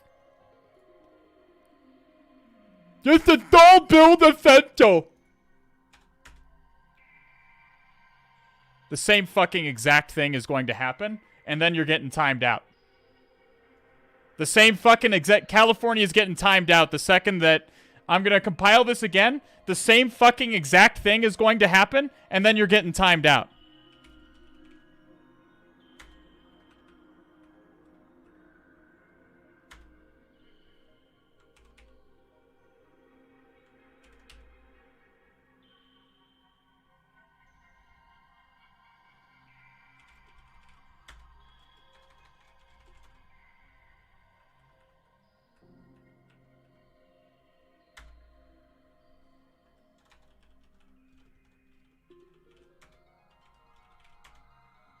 Oh, look! Doesn't run on the target with the same error.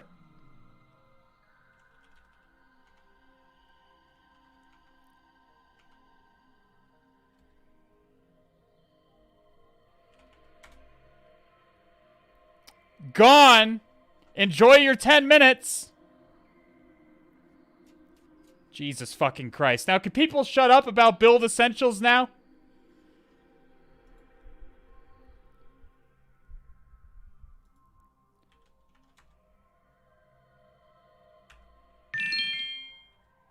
Mr. Streamer, what about using this that at Nicholas_Jar said 5 minutes ago and I don't have enough points all right. so I'm going to do what everyone else does and throw money at the problem. Okay, well, what did Nicholas Jar said? What did Nicholas Jar say? Let's do Stream Raiders really quickly.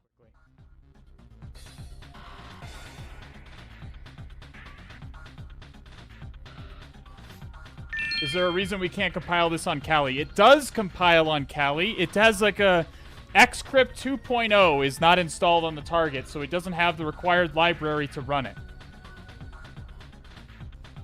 I've tried running it in a Docker container. I've tried multiple Docker containers. Cyber payload! You think you could just come in here and drop bits now and then and tell me to stop malding? Well, you can! That is legally allowed for you to do! But I'm not happy about it!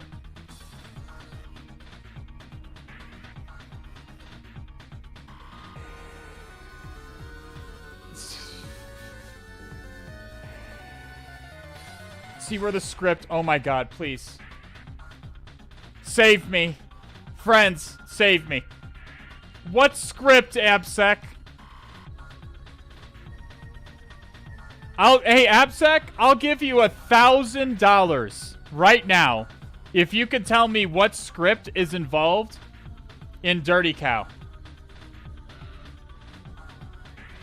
Zafida and GoPro with the most kills and most assists.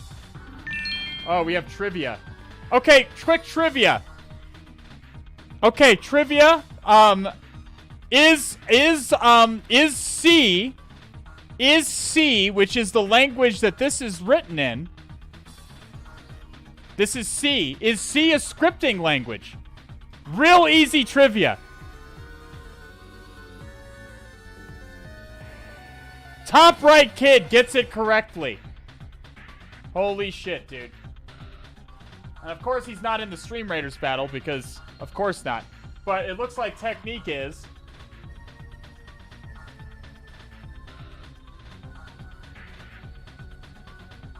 So there's no script here.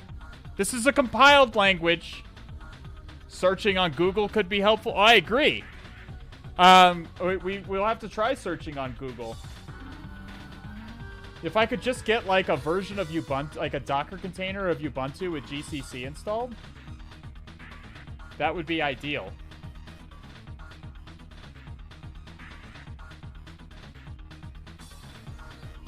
Let's just copy this.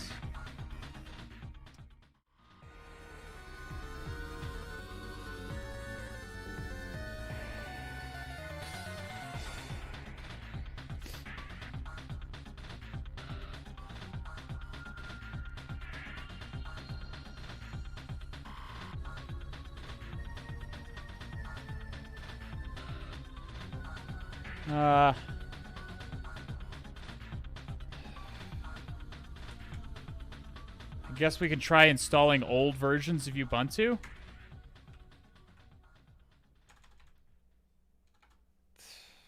I don't know, 15.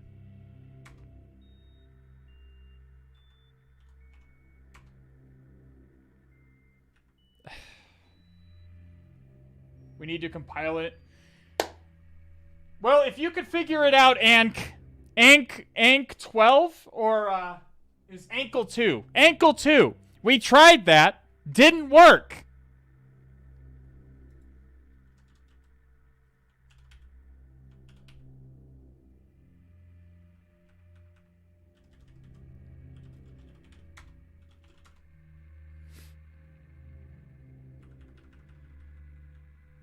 I mean, we could try it again, but it's the same fucking shit. Trying to exec CC1. No such file or directory. What is CC1?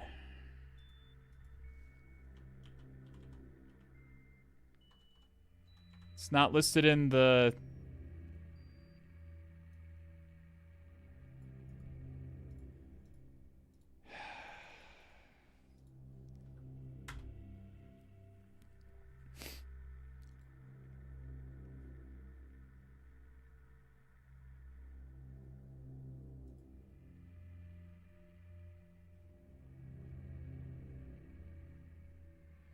Install the appropriate package. Great.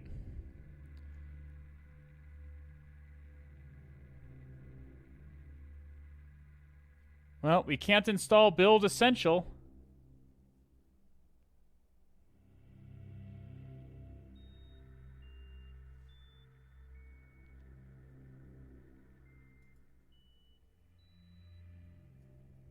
Without libcrypt dependency? Oh, great. Someone actually posted something that was useful. Hang on a second. Someone posted something that was useful.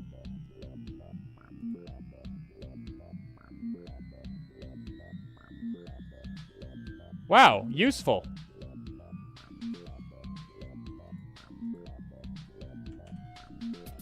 I'm as amazed as you are, chat.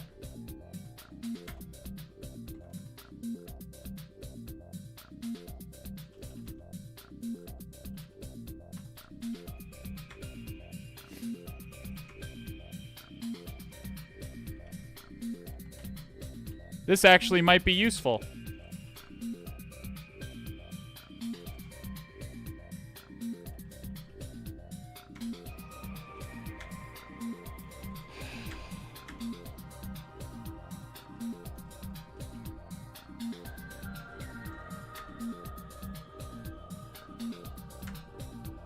Okay.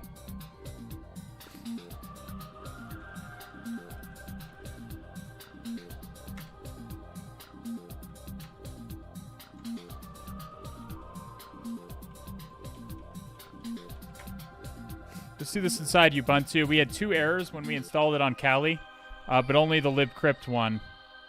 when we installed it on Ubuntu.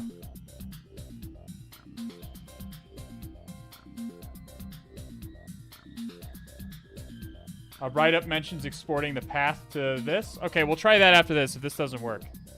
If this doesn't work, we'll try it after that. We'll try this after that.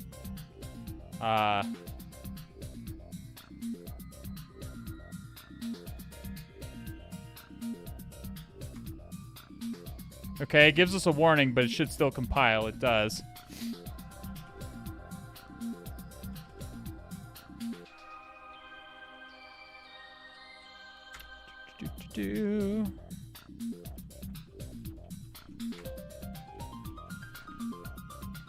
Yes! It's running! It's gonna take a minute. So Dirty Cow does take a minute here. Yeah, Zaphida knows what's up. This is a bop. Fendrana drifts.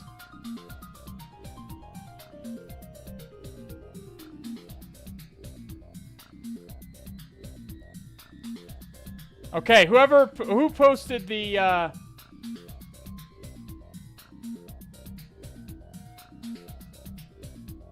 who posted the, G. Nunez, I think. G. Nunez, once again, has helped us. He helped us with... G. Nunez is the real MVP of the day. Coming in clutch, what a play. Cyber Payload with the 500 Sigil biddies. Thank you so much, my friend. Well, it's not solved yet. It's not solved yet. But Dirty Cow did finish. Let's cat Etsy, pass WD, grab Firefart. Oh, yikes. Oh, Pike. They changed the password. It's not Firefart, it's Pike. This is the same output as Firefart was the Firefart one.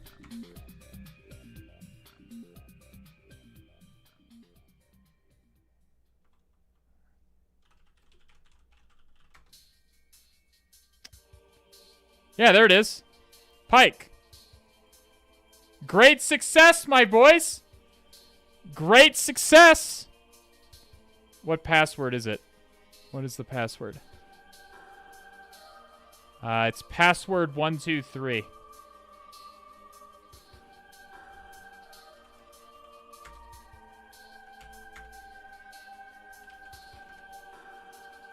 But we're root.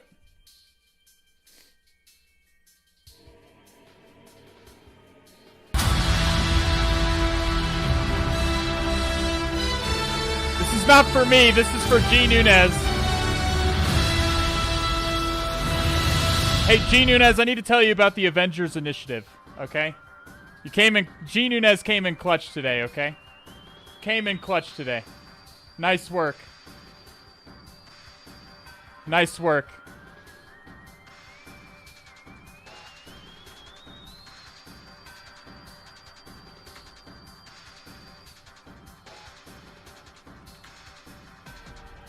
I didn't even think to look for a version of Dirty Cow that didn't have that dependency. Good call on that. Nice.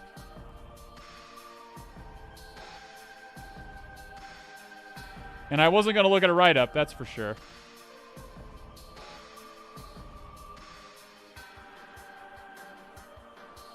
And there we go. Does anybody have any questions about that machine other than what the fuck? Where is user.txt?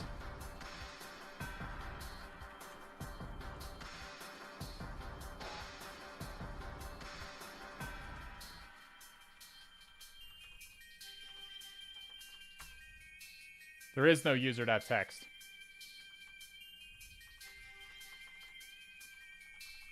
They just didn't put a proof that... Oh, it's local. I forgot OffSec changed the name of everything. Okay, it's in here.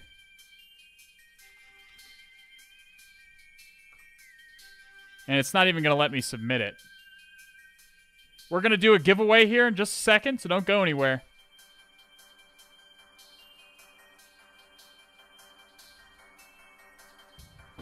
Okay, it did let me do it, actually. Okay.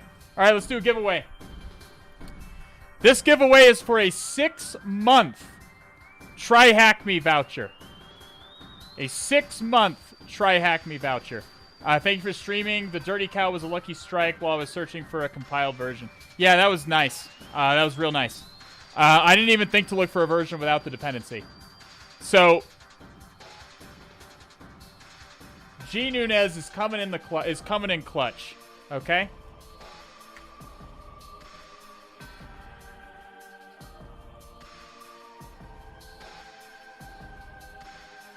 Okay.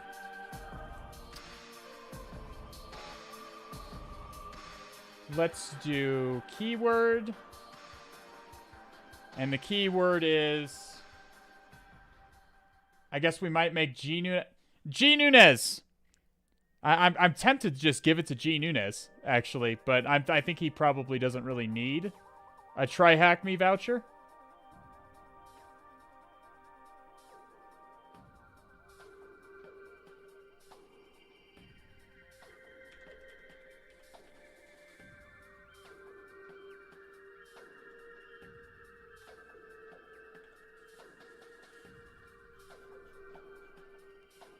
Okay, fine. Everyone is saying do it now. G Nunez. I have the Hack the Box VIP, so now I prefer someone else could have it. Okay, he's giving it away to somebody else. I gave him first. I would give it to you, G Nunez. You helped out a lot today. You helped out on both user and root. So,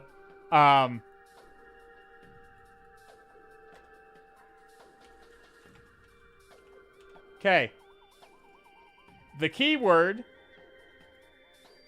is G Nunez is Pog. All spaces. I'll post it in chat here. G Nunez is Pog. All spaces, all lowercase. You have to put... All you have to do is type that in chat one time, and it will enter you into the running.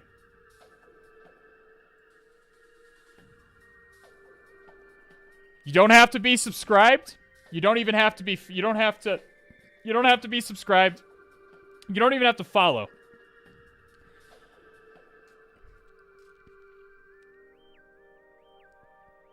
I'd prefer if you did follow, though. That'd be nice of you. What's going on? We're doing a giveaway. We're doing a giveaway of a 6-month Try Hack Me voucher. Code Peak weighing in. All you have to do is type it once. Just once. And it'll enter you into the running. Don't spam it, please. Don't spam it.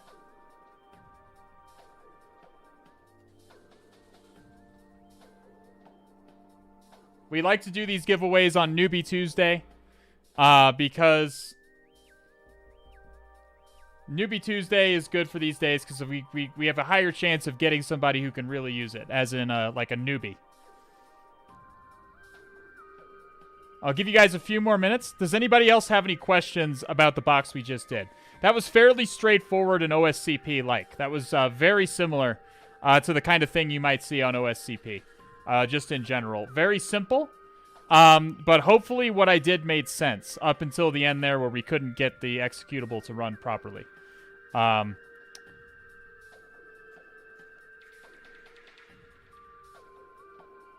Already got PG, so I don't want to take someone's spot. Can you send foot pics and crypto? You mean, you're going to want to go on over to foot pics for sale for that. For both of those, actually. I'm sure she can actually give you... She can actually combine them. She can make NFTs of her foot pics. How complex is the C code of the program you compiled? It's not very long, but it's doing a memory-related exploit. It's doing a memory exploit to... It's called a copy on write. You can do research on it if you'd like. She is now fart jars for sale. Thank you very much. Well, her stream is still called Foot Pics for sale. Can we get a quick recap? Yes. So the box was, it was like old, out of date software. We found, we did find shell shock on the and a CGI bin directory on the web server. We exploited shell shock to get a shell. Then we ran linpeas, and we found that the kernel, of course, is very out of date. So then we set about trying to get Dirty Cow to work. And most of it was trying to get Dirty Cow to work properly. All right. I'll give you guys like 15 more seconds. Again, G Nunez is POG to enter the giveaway. You only have to type it once if you haven't typed it yet. Giveaway is a 6-month Try Hack Me voucher. We're going to start doing giveaways on most Tuesdays, I think. I think I'm going to start buying my own vouchers. Okay. We're rolling it.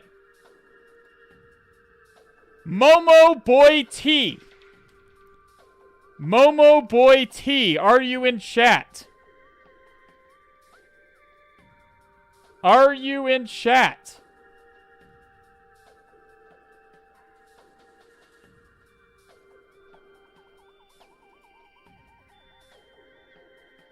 I don't see Momo Boy T in chat. If you're in chat, oh, there he is. There he is. Momo Boy T is in chat. Congratulations. You have won a 6-month Try Hack Me voucher. So let me just, I'll send that to you in a direct message.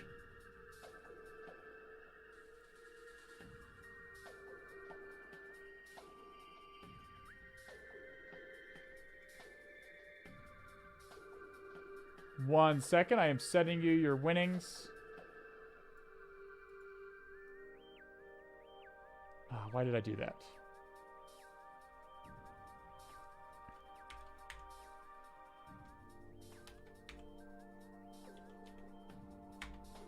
And there you go. I sent you a whisper with your 6-month Try Hack Me voucher. Make sure there's a lot of mileage in there. Try Hack Me has some fantastic content. So make sure to get in there.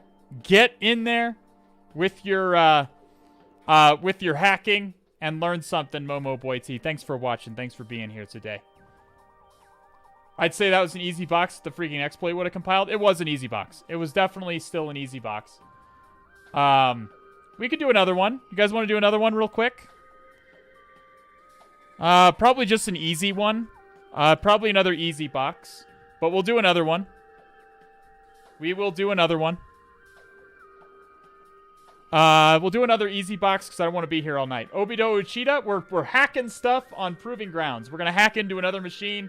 The reality of hacking. This is a CTF, yes.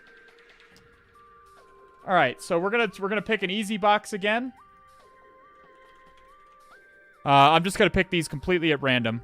Sar Ha Natraj. Funbox Easy Enum. Again, I'm just picking these at random from easy. Lampayo. And Wpwn. Get your votes in. Only a 1-minute poll this time. Get your votes in.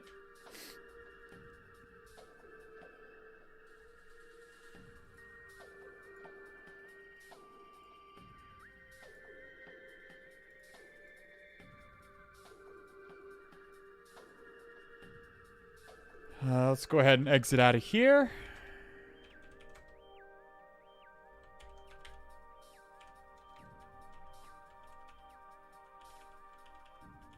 Make sure there's nothing running in here. Exit.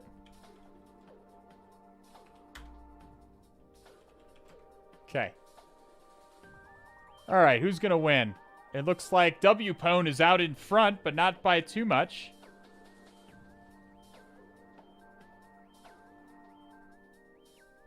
It's almost 3 a.m. Have a good night, Just a Guy. Thanks for being here.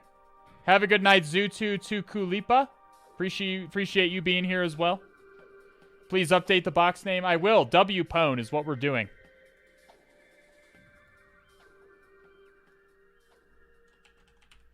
Wpwn is the box.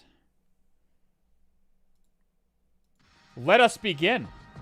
Yo, I was just watching you on YouTube. Welcome, Super Duper Dup. You found me live. And we're about to start a machine. It's a good time. It's a good time for you to find me. We're stopping that. We're going to start Wpwn.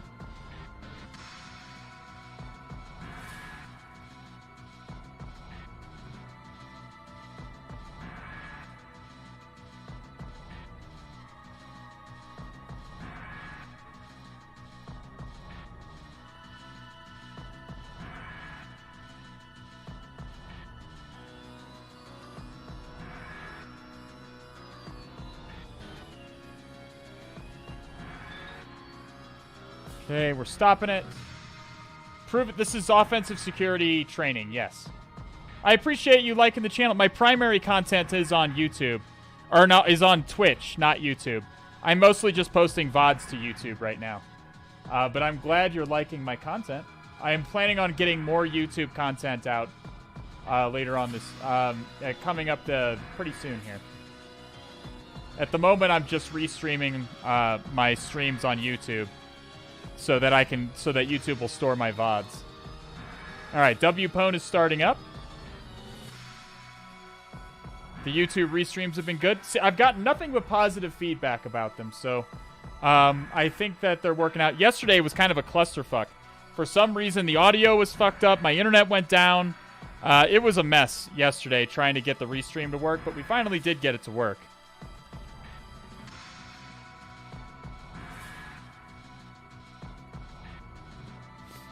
I have an assessment on Friday for my first job ever. I'm sure that's exciting. Or that's exciting, but I'm sure you're nervous about that as well, which is totally reasonable. Just know that being a pen tester, you're never really going to know what you're doing. Like, you're never going to get to a point where you know exactly what you're doing. You just kind of get used to kind of winging it all the time. So if you've got a job as an ethical hacker, I assure you, you belong in that job. Imposter syndrome is a very real issue.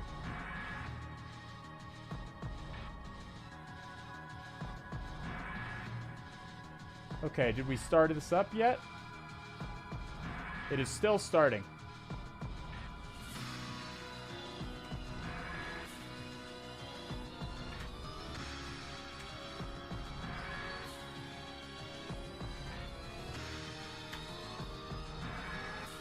Okay. It's really, really deep. Again, I've been a red teamer for several years now.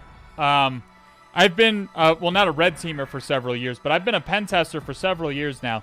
And I can tell you that you're always just going to feel like, there's more to learn. Like, you're never going to get to the point where you feel like you have a handle on everything. It's just never going to happen. It's just not going to happen, my dude. You kind of just have to embrace the constant state of not knowing everything. That's the key. See you guys on see you on Thursday, AbSec. Thanks for being here. Why is Wpwn taking so long? If I restart it, am I going to get an IP address? Or if I refresh it? We're still waiting for Wpwn to fire up here. Much love for the kind words. Absolutely, my dude. Where is now where even is it? Okay. Okay, now it says it's... Apparently it didn't start. I don't know what's going on. It says starting in 38 seconds. Is a pen tester not a red teamer? That's correct. Those terms are commonly conflated. But in the industry, in the pen testing, offensive cybersecurity industry, there are strong distinctions between a pen tester and a red teamer. They have different goals. They have, like, the pen testing assessments are different from red team assessments. Red team is specifically focused on adversary emulation, as in stealth and pretending to be an advanced actor. Typically, they use advanced and stealthy methods, custom tools, things of that nature. Pen testers are just trying to find as many vulnerabilities as possible. Yeah, a red teamer is a penetration tester. I don't know any red teamers that haven't done plenty of regular pen testing assessments in the past. But not all pen testers are red teamers. Hopefully that clears things up a little bit. Pen testers are just trying to find as many vulnerabilities as possible in the target, whereas red teamers are more concerned with accessing sensitive data, just like real adversaries would. So let's start with Nmap, TAC SC, TAC SV, TAC ON, Nmap, TAC V for verbose. So we do find 22 and 80. Let's go ahead and check out port 80.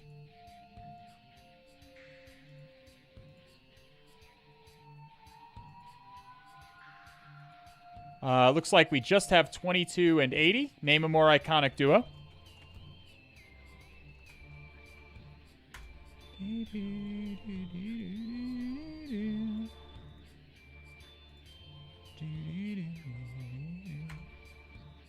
Wpwn box, have fun. Okay, let's start with Go Buster.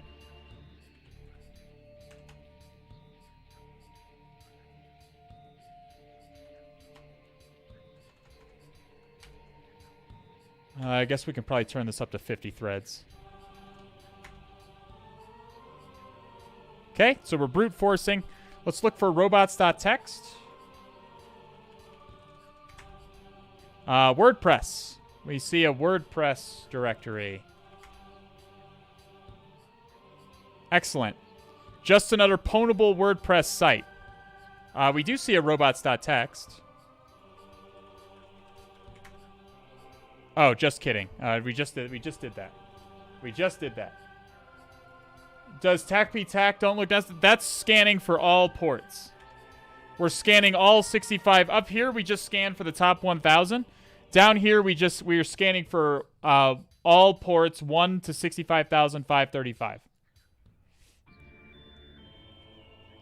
So we do see a WordPress. We can see Hello World by admin.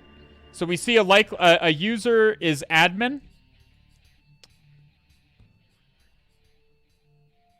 Seems like pretty much a default WordPress installation. Let's go ahead and let's kill GoBuster for right now. I don't want to hammer this thing too much.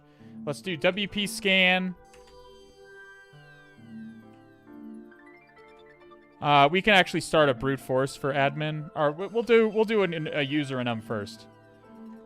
Enum users and vulnerable plugins. I'm going to go a little bit faster on this box. But if you do have questions, make sure to ask. Why do you search all ports? Isn't the first 1,000 enough? Not always. Sometimes it is. Not always, and you don't know unless you look. So I typically will scan the top 1,000 first. And then do an all port scan afterwards. Does not seem to be... Oh, I forgot the WordPress directory. TAC API token. That is my API token from WordPress vulndb. Yeah, you could copy this and use it. But why? Like, you can make an account for free and get your own API token. So I don't really mind showing it on screen. All right, so we're running WP scan. It's going to enum users, and it's going to enumerate vulnerable plugins. You can make a bolt. Yeah, you can get that token is not like anything at all. Like, you can get one for free.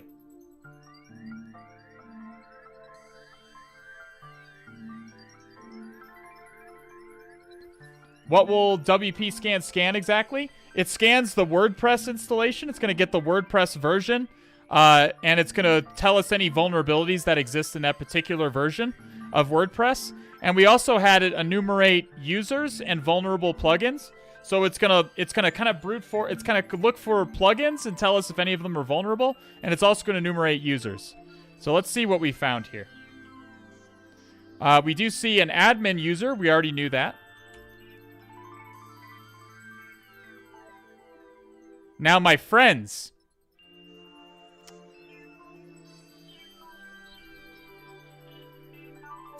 My goodness. My goodness. Do I suddenly have a boner? This is I am full mast. 6 to midnight, my friends. Okay? When I run WP scan or I run any of these enumeration tools and I see the words unauthenticated remote code execution, honestly, when I have sex, if my partner could just whisper that into my ear, like, I genuinely would like to hear that. It's like, it doesn't get any better than unauthenticated remote code execution, okay? As a pen tester, okay? Crocs Bozonsk. Excellent name, by the way. And thanks so much for the 6-month Prime re-indoctrination into the cult. Does Star talk too? Or she talks all the time. She babbles constantly. Social warfare. So apparently there's a whole bunch of fucking... So, social warfare plugin. So this is not a default plugin. So this is here on intention.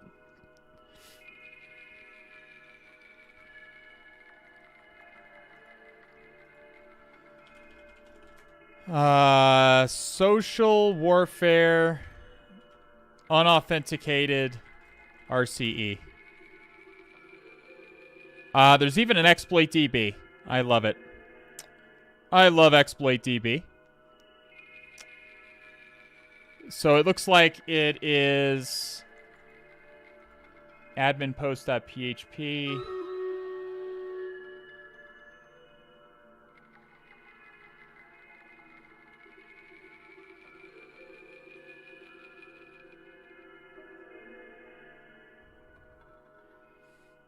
Top type replace. So it looks like an XXE, actually, because this is XML. Or it's not actually an XXE, but it looks like it's escaping. It's doing some XML stuff. Let's just check the reference.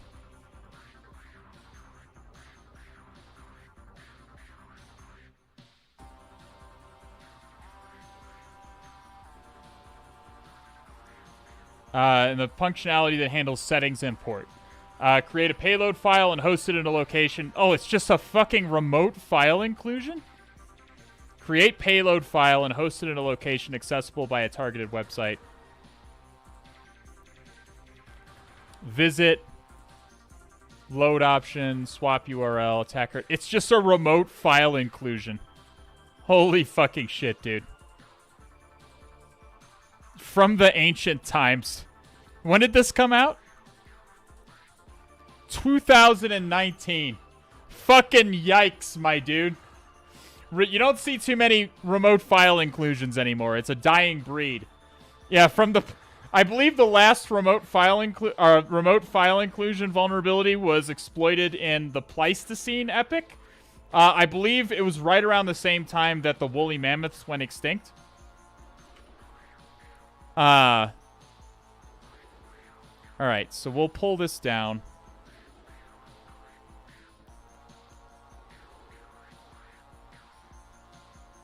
This is probably... We'll just search exploit social warfare.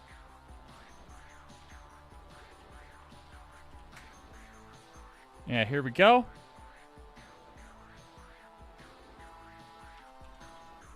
Attack M for mirror. To mirror it to my home directory. I mean, we don't even need to do this. Why am I even doing this? Cthulhu.txt. Why am I even doing this? It's easy enough to just exploit it manually. Let's just exploit it manually.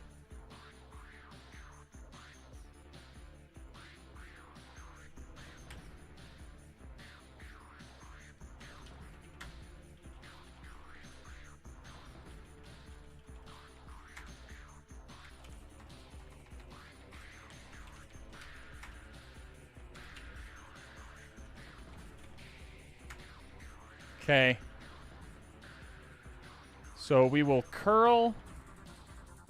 You see our shell shock exploit in my command history.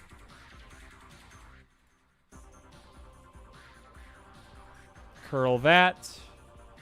Plus.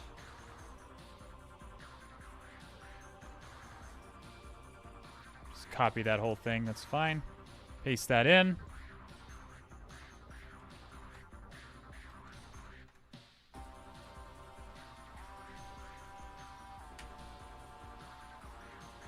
Cthulhu.txt.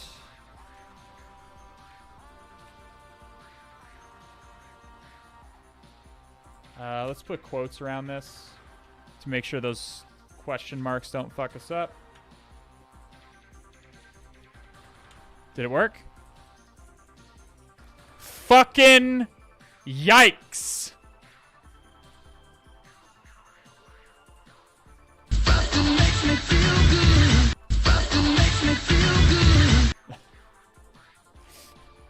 That's gonna be a fucking yikes from me, boys.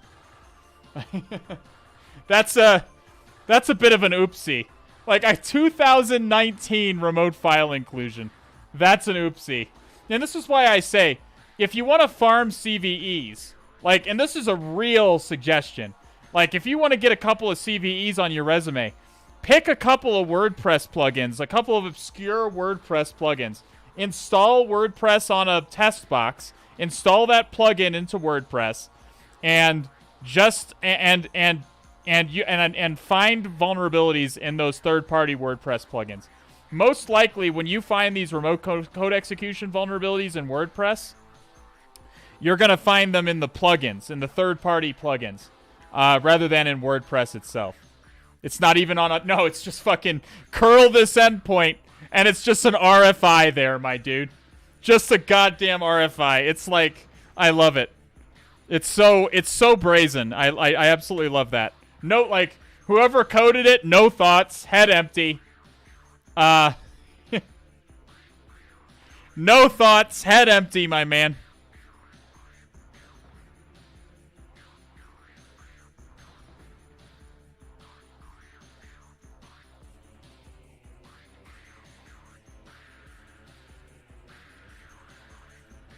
But this is important. It's okay to make mistakes as a developer. It's okay to make mistakes as long as you're learning from them. And I'm hopefully this developer learned from their cataclysmic mistake that is this.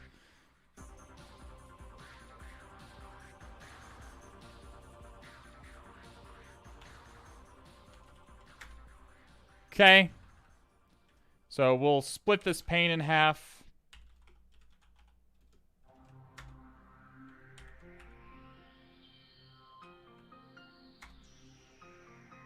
Okay, that didn't work.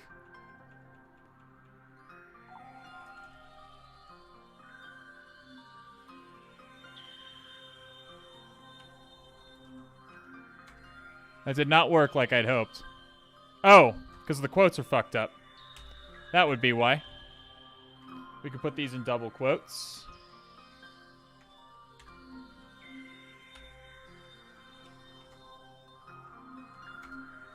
And there we go. It's just that easy, boys. And girls. Gender-neutral compatriots. Hackerman. I'm in. All right. Does anybody have any questions about that? That's a pretty normal... that would be extremely common to see on something like OSCP. That exact vector would be pretty fucking common to see on something like OSCP. Absolutely.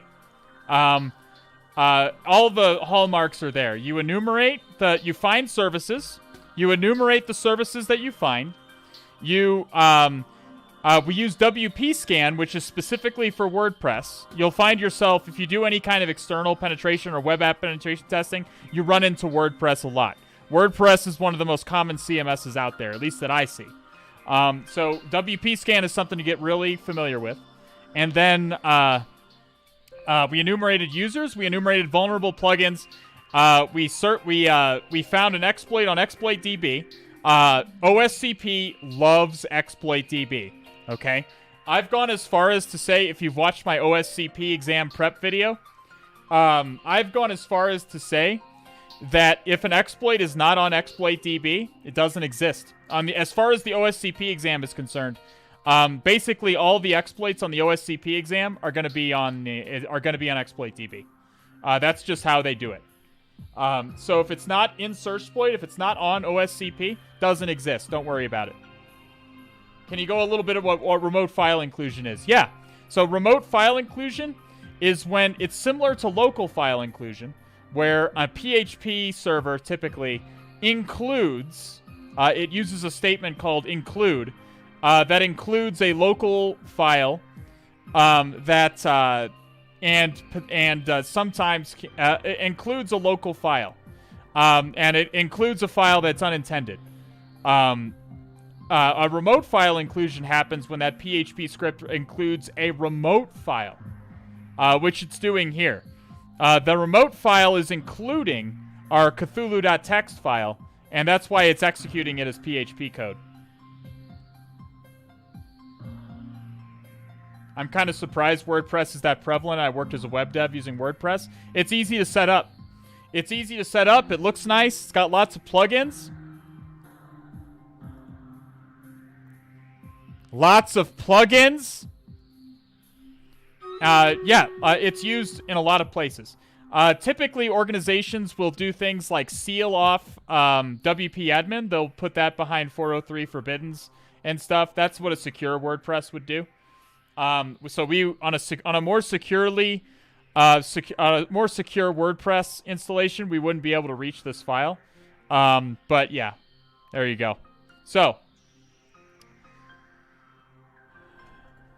which Python 3? Python 3-c import pty, pty.spawn, bin bash, background the shell, stty raw minus echo, then foreground the shell again, export term is equal to xterm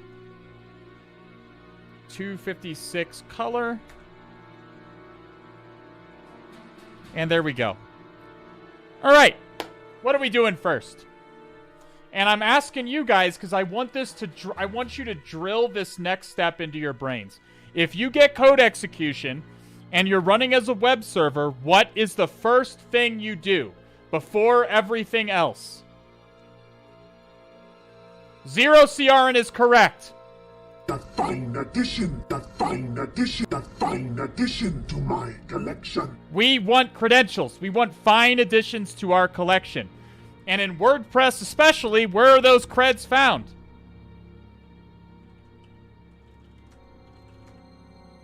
Right fucking here. Right fucking there. You want the WP config file.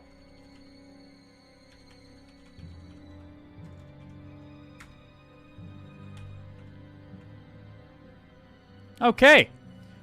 WP user and a credential here. Let's open up Obsidian. What was the question?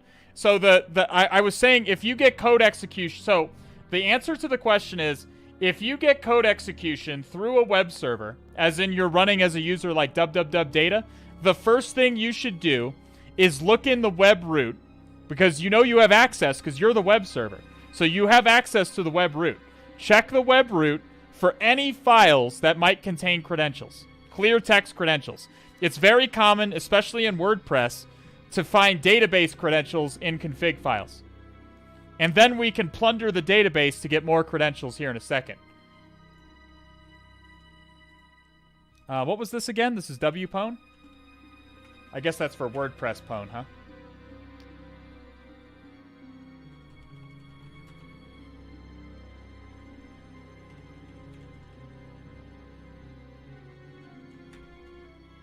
Okay, we got those credentials.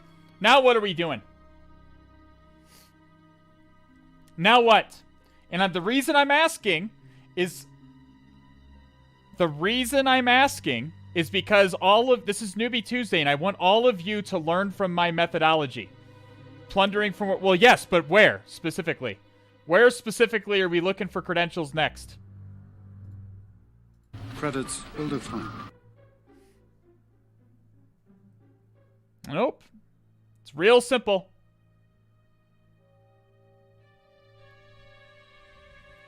What are these credentials for? Within the database, G. Nunez. 3 for 3 today. G. Nunez is not missing a single fucking beat, my dude. This guy is cooking. These credentials are for the damn database. That's for the database. So we can just go MySQL. We can connect to the database. TAC-U. WP user. TAC-P to prompt for a password. WordPress does not let you put password in the command line. We paste this in, and we're in. Okay? Let's do Stream Raiders really quickly before I continue. Does anybody have any questions about that progression? This is all very standard. Okay? Very, very standard. If you get... It's not just for WordPress. If you get code execution through a web server, the first thing that you do is you go through the web root directory. Because, again, you have access to that directory because you are the web server user. Okay? look for any files that may contain clear text credentials. Database configuration files are the most common place you're going to find them. But they may be found in other places. There may be other sensitive secrets as well. So go looking for credentials. Find additions to your collection.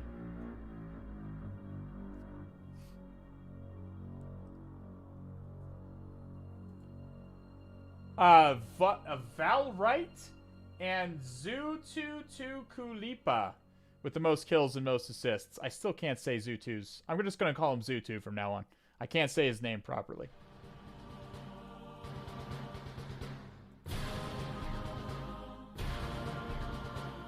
Yeah, G. Nunez is the next me.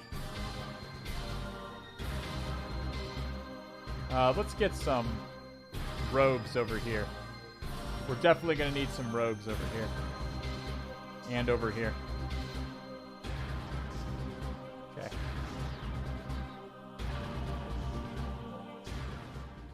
Is the WordPress site you hack running on a Linux server or what? Yeah, it's Linux. This is a Linux server.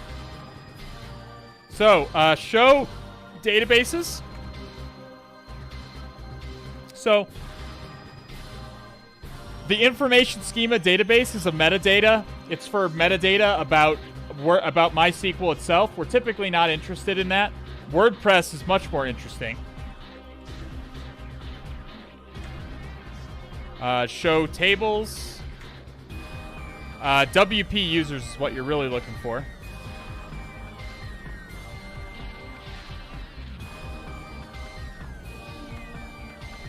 And we get more fine additions to our collection. Now, we're gonna have to crack this hash. We're gonna have to try and crack this hash, but we can certainly try and crack it.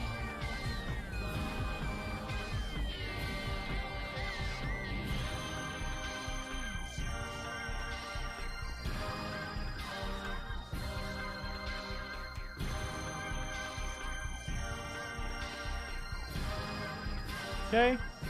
Now you can pass that hash. No, this is not Windows. Can't pass the hash on Linux in most cases.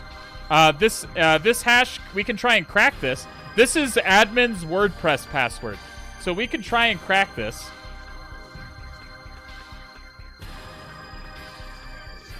Hopefully, John recognizes this hash type. I don't know if it will.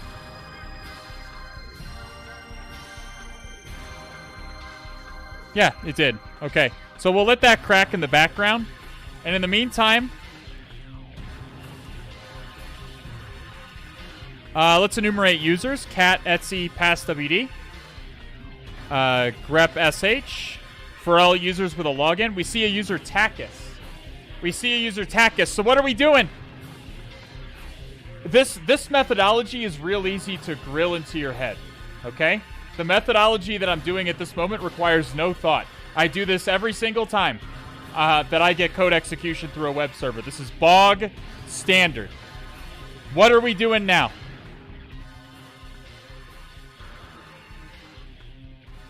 I bet you that WordPress password works on this user. Yeah. I don't know if it does or not, but I'm sure as shit gonna try it. If you find credentials, try them everywhere. Because people reuse passwords all the time. This goes for real life as well. People reuse passwords all the time. So let's try and sue Takis. Switch user Takis. Paste that in. And would you look at that? Would you look at that, chat? Takis, what hast thou done? We now get a user.txt. Okay, where's local.txt?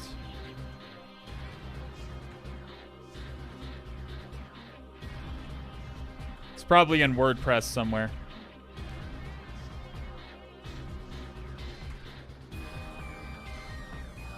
Yeah.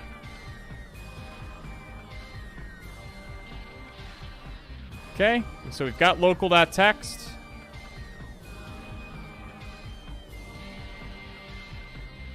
Does anybody have any questions about that methodology? Okay? We got remote code execution on WordPress. First thing we do, harvest the database credentials from wpconfig.php. Then use those database credentials to access the database. Then try and crack the hashes. Try and crack the WordPress hashes. This is not cracking, but try and crack the WordPress hashes. Okay? Then try the database password against other valid users on the machine. This is fucking just it's just, you don't even have to think. These are all things you're going to do every time you own a web server. Okay? You ever backdoored a login script to save passwords in clear text if you couldn't crack the hash? Kind of. Kind of, actually. That's what I would call enabling the W-digest. You can do that in Windows. I have done it before where I had system access on a user's workstation, and I set the W-digest to in the registry to be on, so that when the user put their credentials in next, the plain text credentials were stored in memory, so that I was then able to pull them out with Mimikatz, because I couldn't crack his password. So that is another version of what you're saying right there. You can also keylog the user. Keylogging the user also works if you can get system privileges or root permissions. All right. So since we are a valid user with a valid password, let's try sudo tac-l first.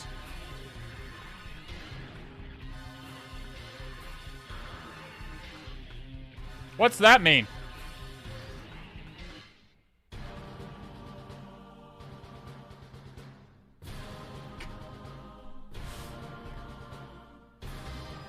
Now this is pod racing. Now this is pod racing. So, our friend Takis here can basically just run any command as root with no password even. So, we could just do this and we're root. So, really, proof.txt. So that was an easy box, but again, very similar to the kind of thing you might see on OSCP. This is even easier than the previous one. This one is much more realistic than the previous one. I've seen shit just like this in real life, G. Nunez. I've seen shit just like this in real life. This happens all the time. This is much more realistic. This is exactly OSCP-like. This is exactly the kind of machine you would see in the OSCP labs and on the exam. Does anybody have any questions?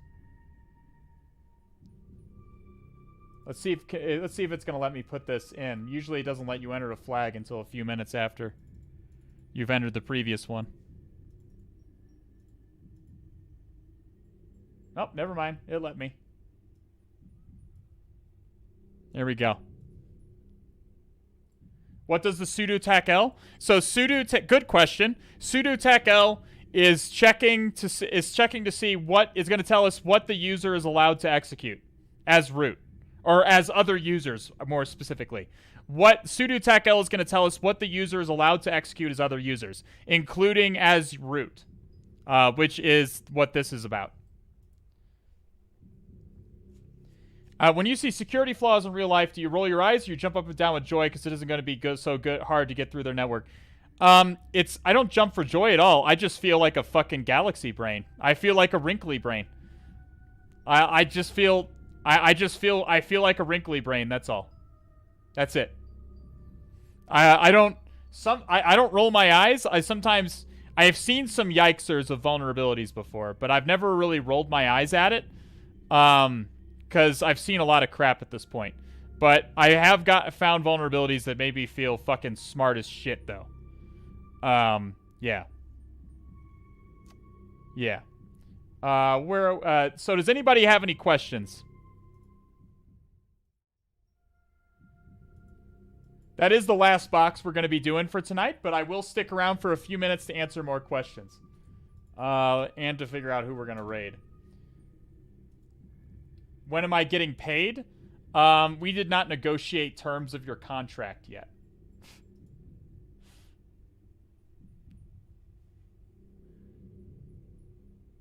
Let's see. Security Live is doing a 24-hour, marathon for his birthday. So what's he up to right now?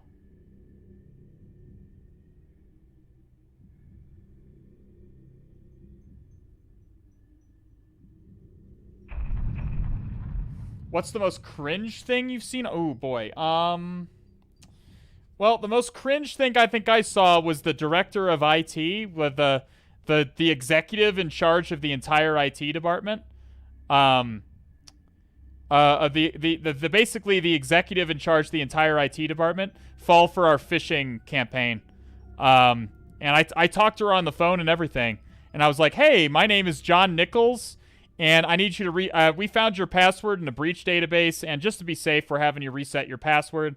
And she was like, yeah, thanks for keeping us safe. She was like thanking me the whole time. She was super happy. Thanks for keeping us safe. Thanks for being our watchers on the walls, the shield that guards the realms of insert name of major financial institution here.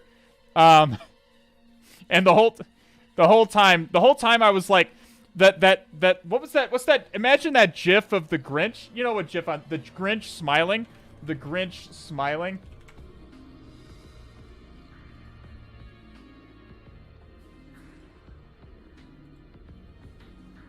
Yeah, I was this.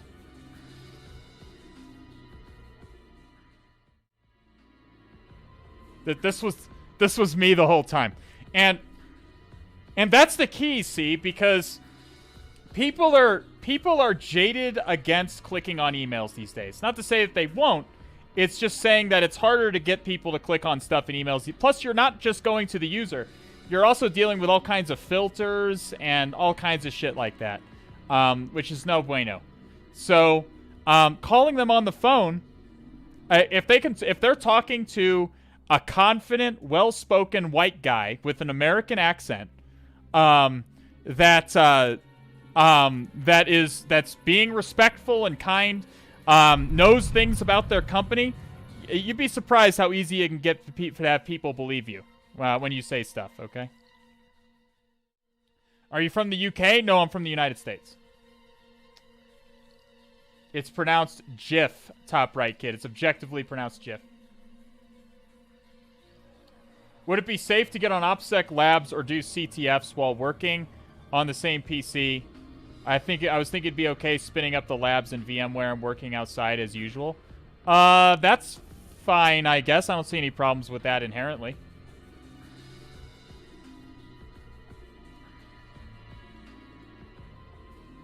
If you did a talk for DEF CON, what would you do it for and why? I would love to do a talk for DEF CON if I can find something to talk about. The thing is, I have to find a cool thing to talk about, I guess. Al has the thickest English accent I've ever heard. So thick it's almost like an American accent. Yeah, I can't do a British accent really at all. I'm really bad at it. Thank you so much for the 69. Nice. Tiggle bitties. Axu and JY23NL6U. Thank you for the follow. Is it better to run Kali in a VM or install the tools you need on Linux? I guess it's up to you. That's totally up to you. If you're running on Linux, if you already have Linux as a base operating system, it's totally fine to just install the tools and go with it. It's just a personal preference thing. Running Kali could, like, a lot of the tools are made to work in Kali. Because Kali is the most common penetration testing distro. So, like, I had this problem when I ran Blackarch.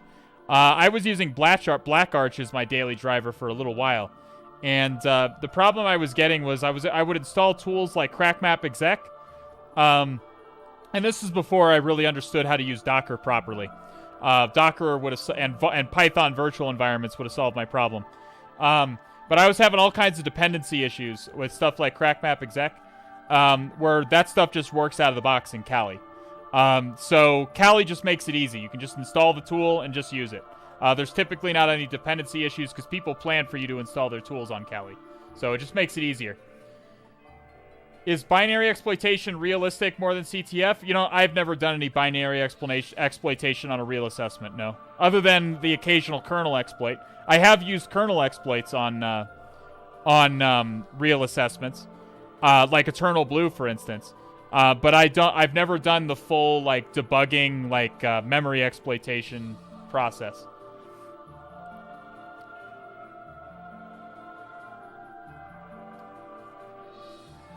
Any other questions? Is it safe to connect your real machine to Hack the Box network via OpenVPN? Yeah, I'd say it's pretty safe. Hack the Box does have safeguards to keep someone from compromising you. But I would not recommend, if you're running on Windows, I would not recommend connecting via Windows to that VPN. I would not recommend that. What's your actual job now? I'm a red teamer for a large American company that I guarantee you've heard of. I am on their security. It's a large consulting practice. A large consulting practice for a very well-known American company. And I am a red teamer for that company. The old socket-based buffer overflow taught in old. You ever encountered that in the wild? No.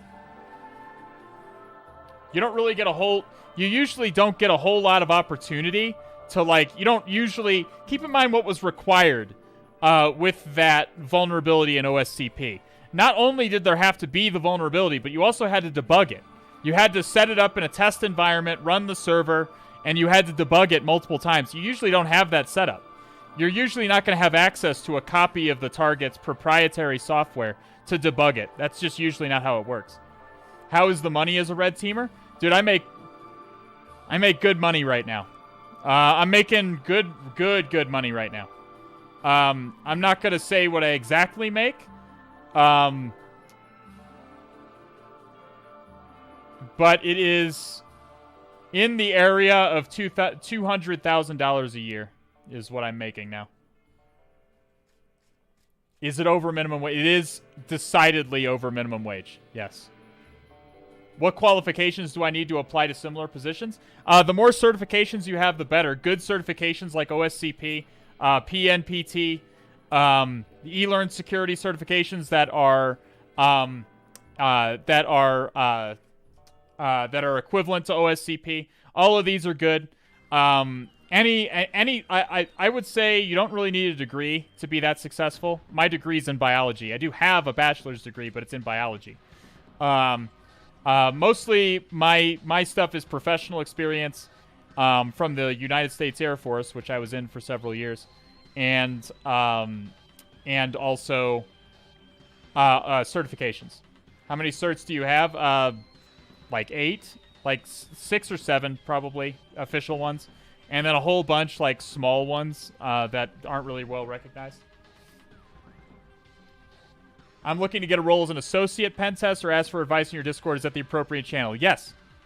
Absolutely. We got lots of people that... also check InfoSec Prep. InfoSec Prep is also great for that kind of advice. When's the next stream? Thursday. Cthulhu Thursday. Well, Thursday we're going to be doing more Hollow. We're going to be doing more Active Directory exploitation with Hollow. Your company is hiring? Actually, yes. My company is hiring. I'm not sure how much yet, but they were on a big hiring kick when they got a hold of me. Jiffaram with the 69. Knocked out the nice. Synac virtual interview yesterday. Nice.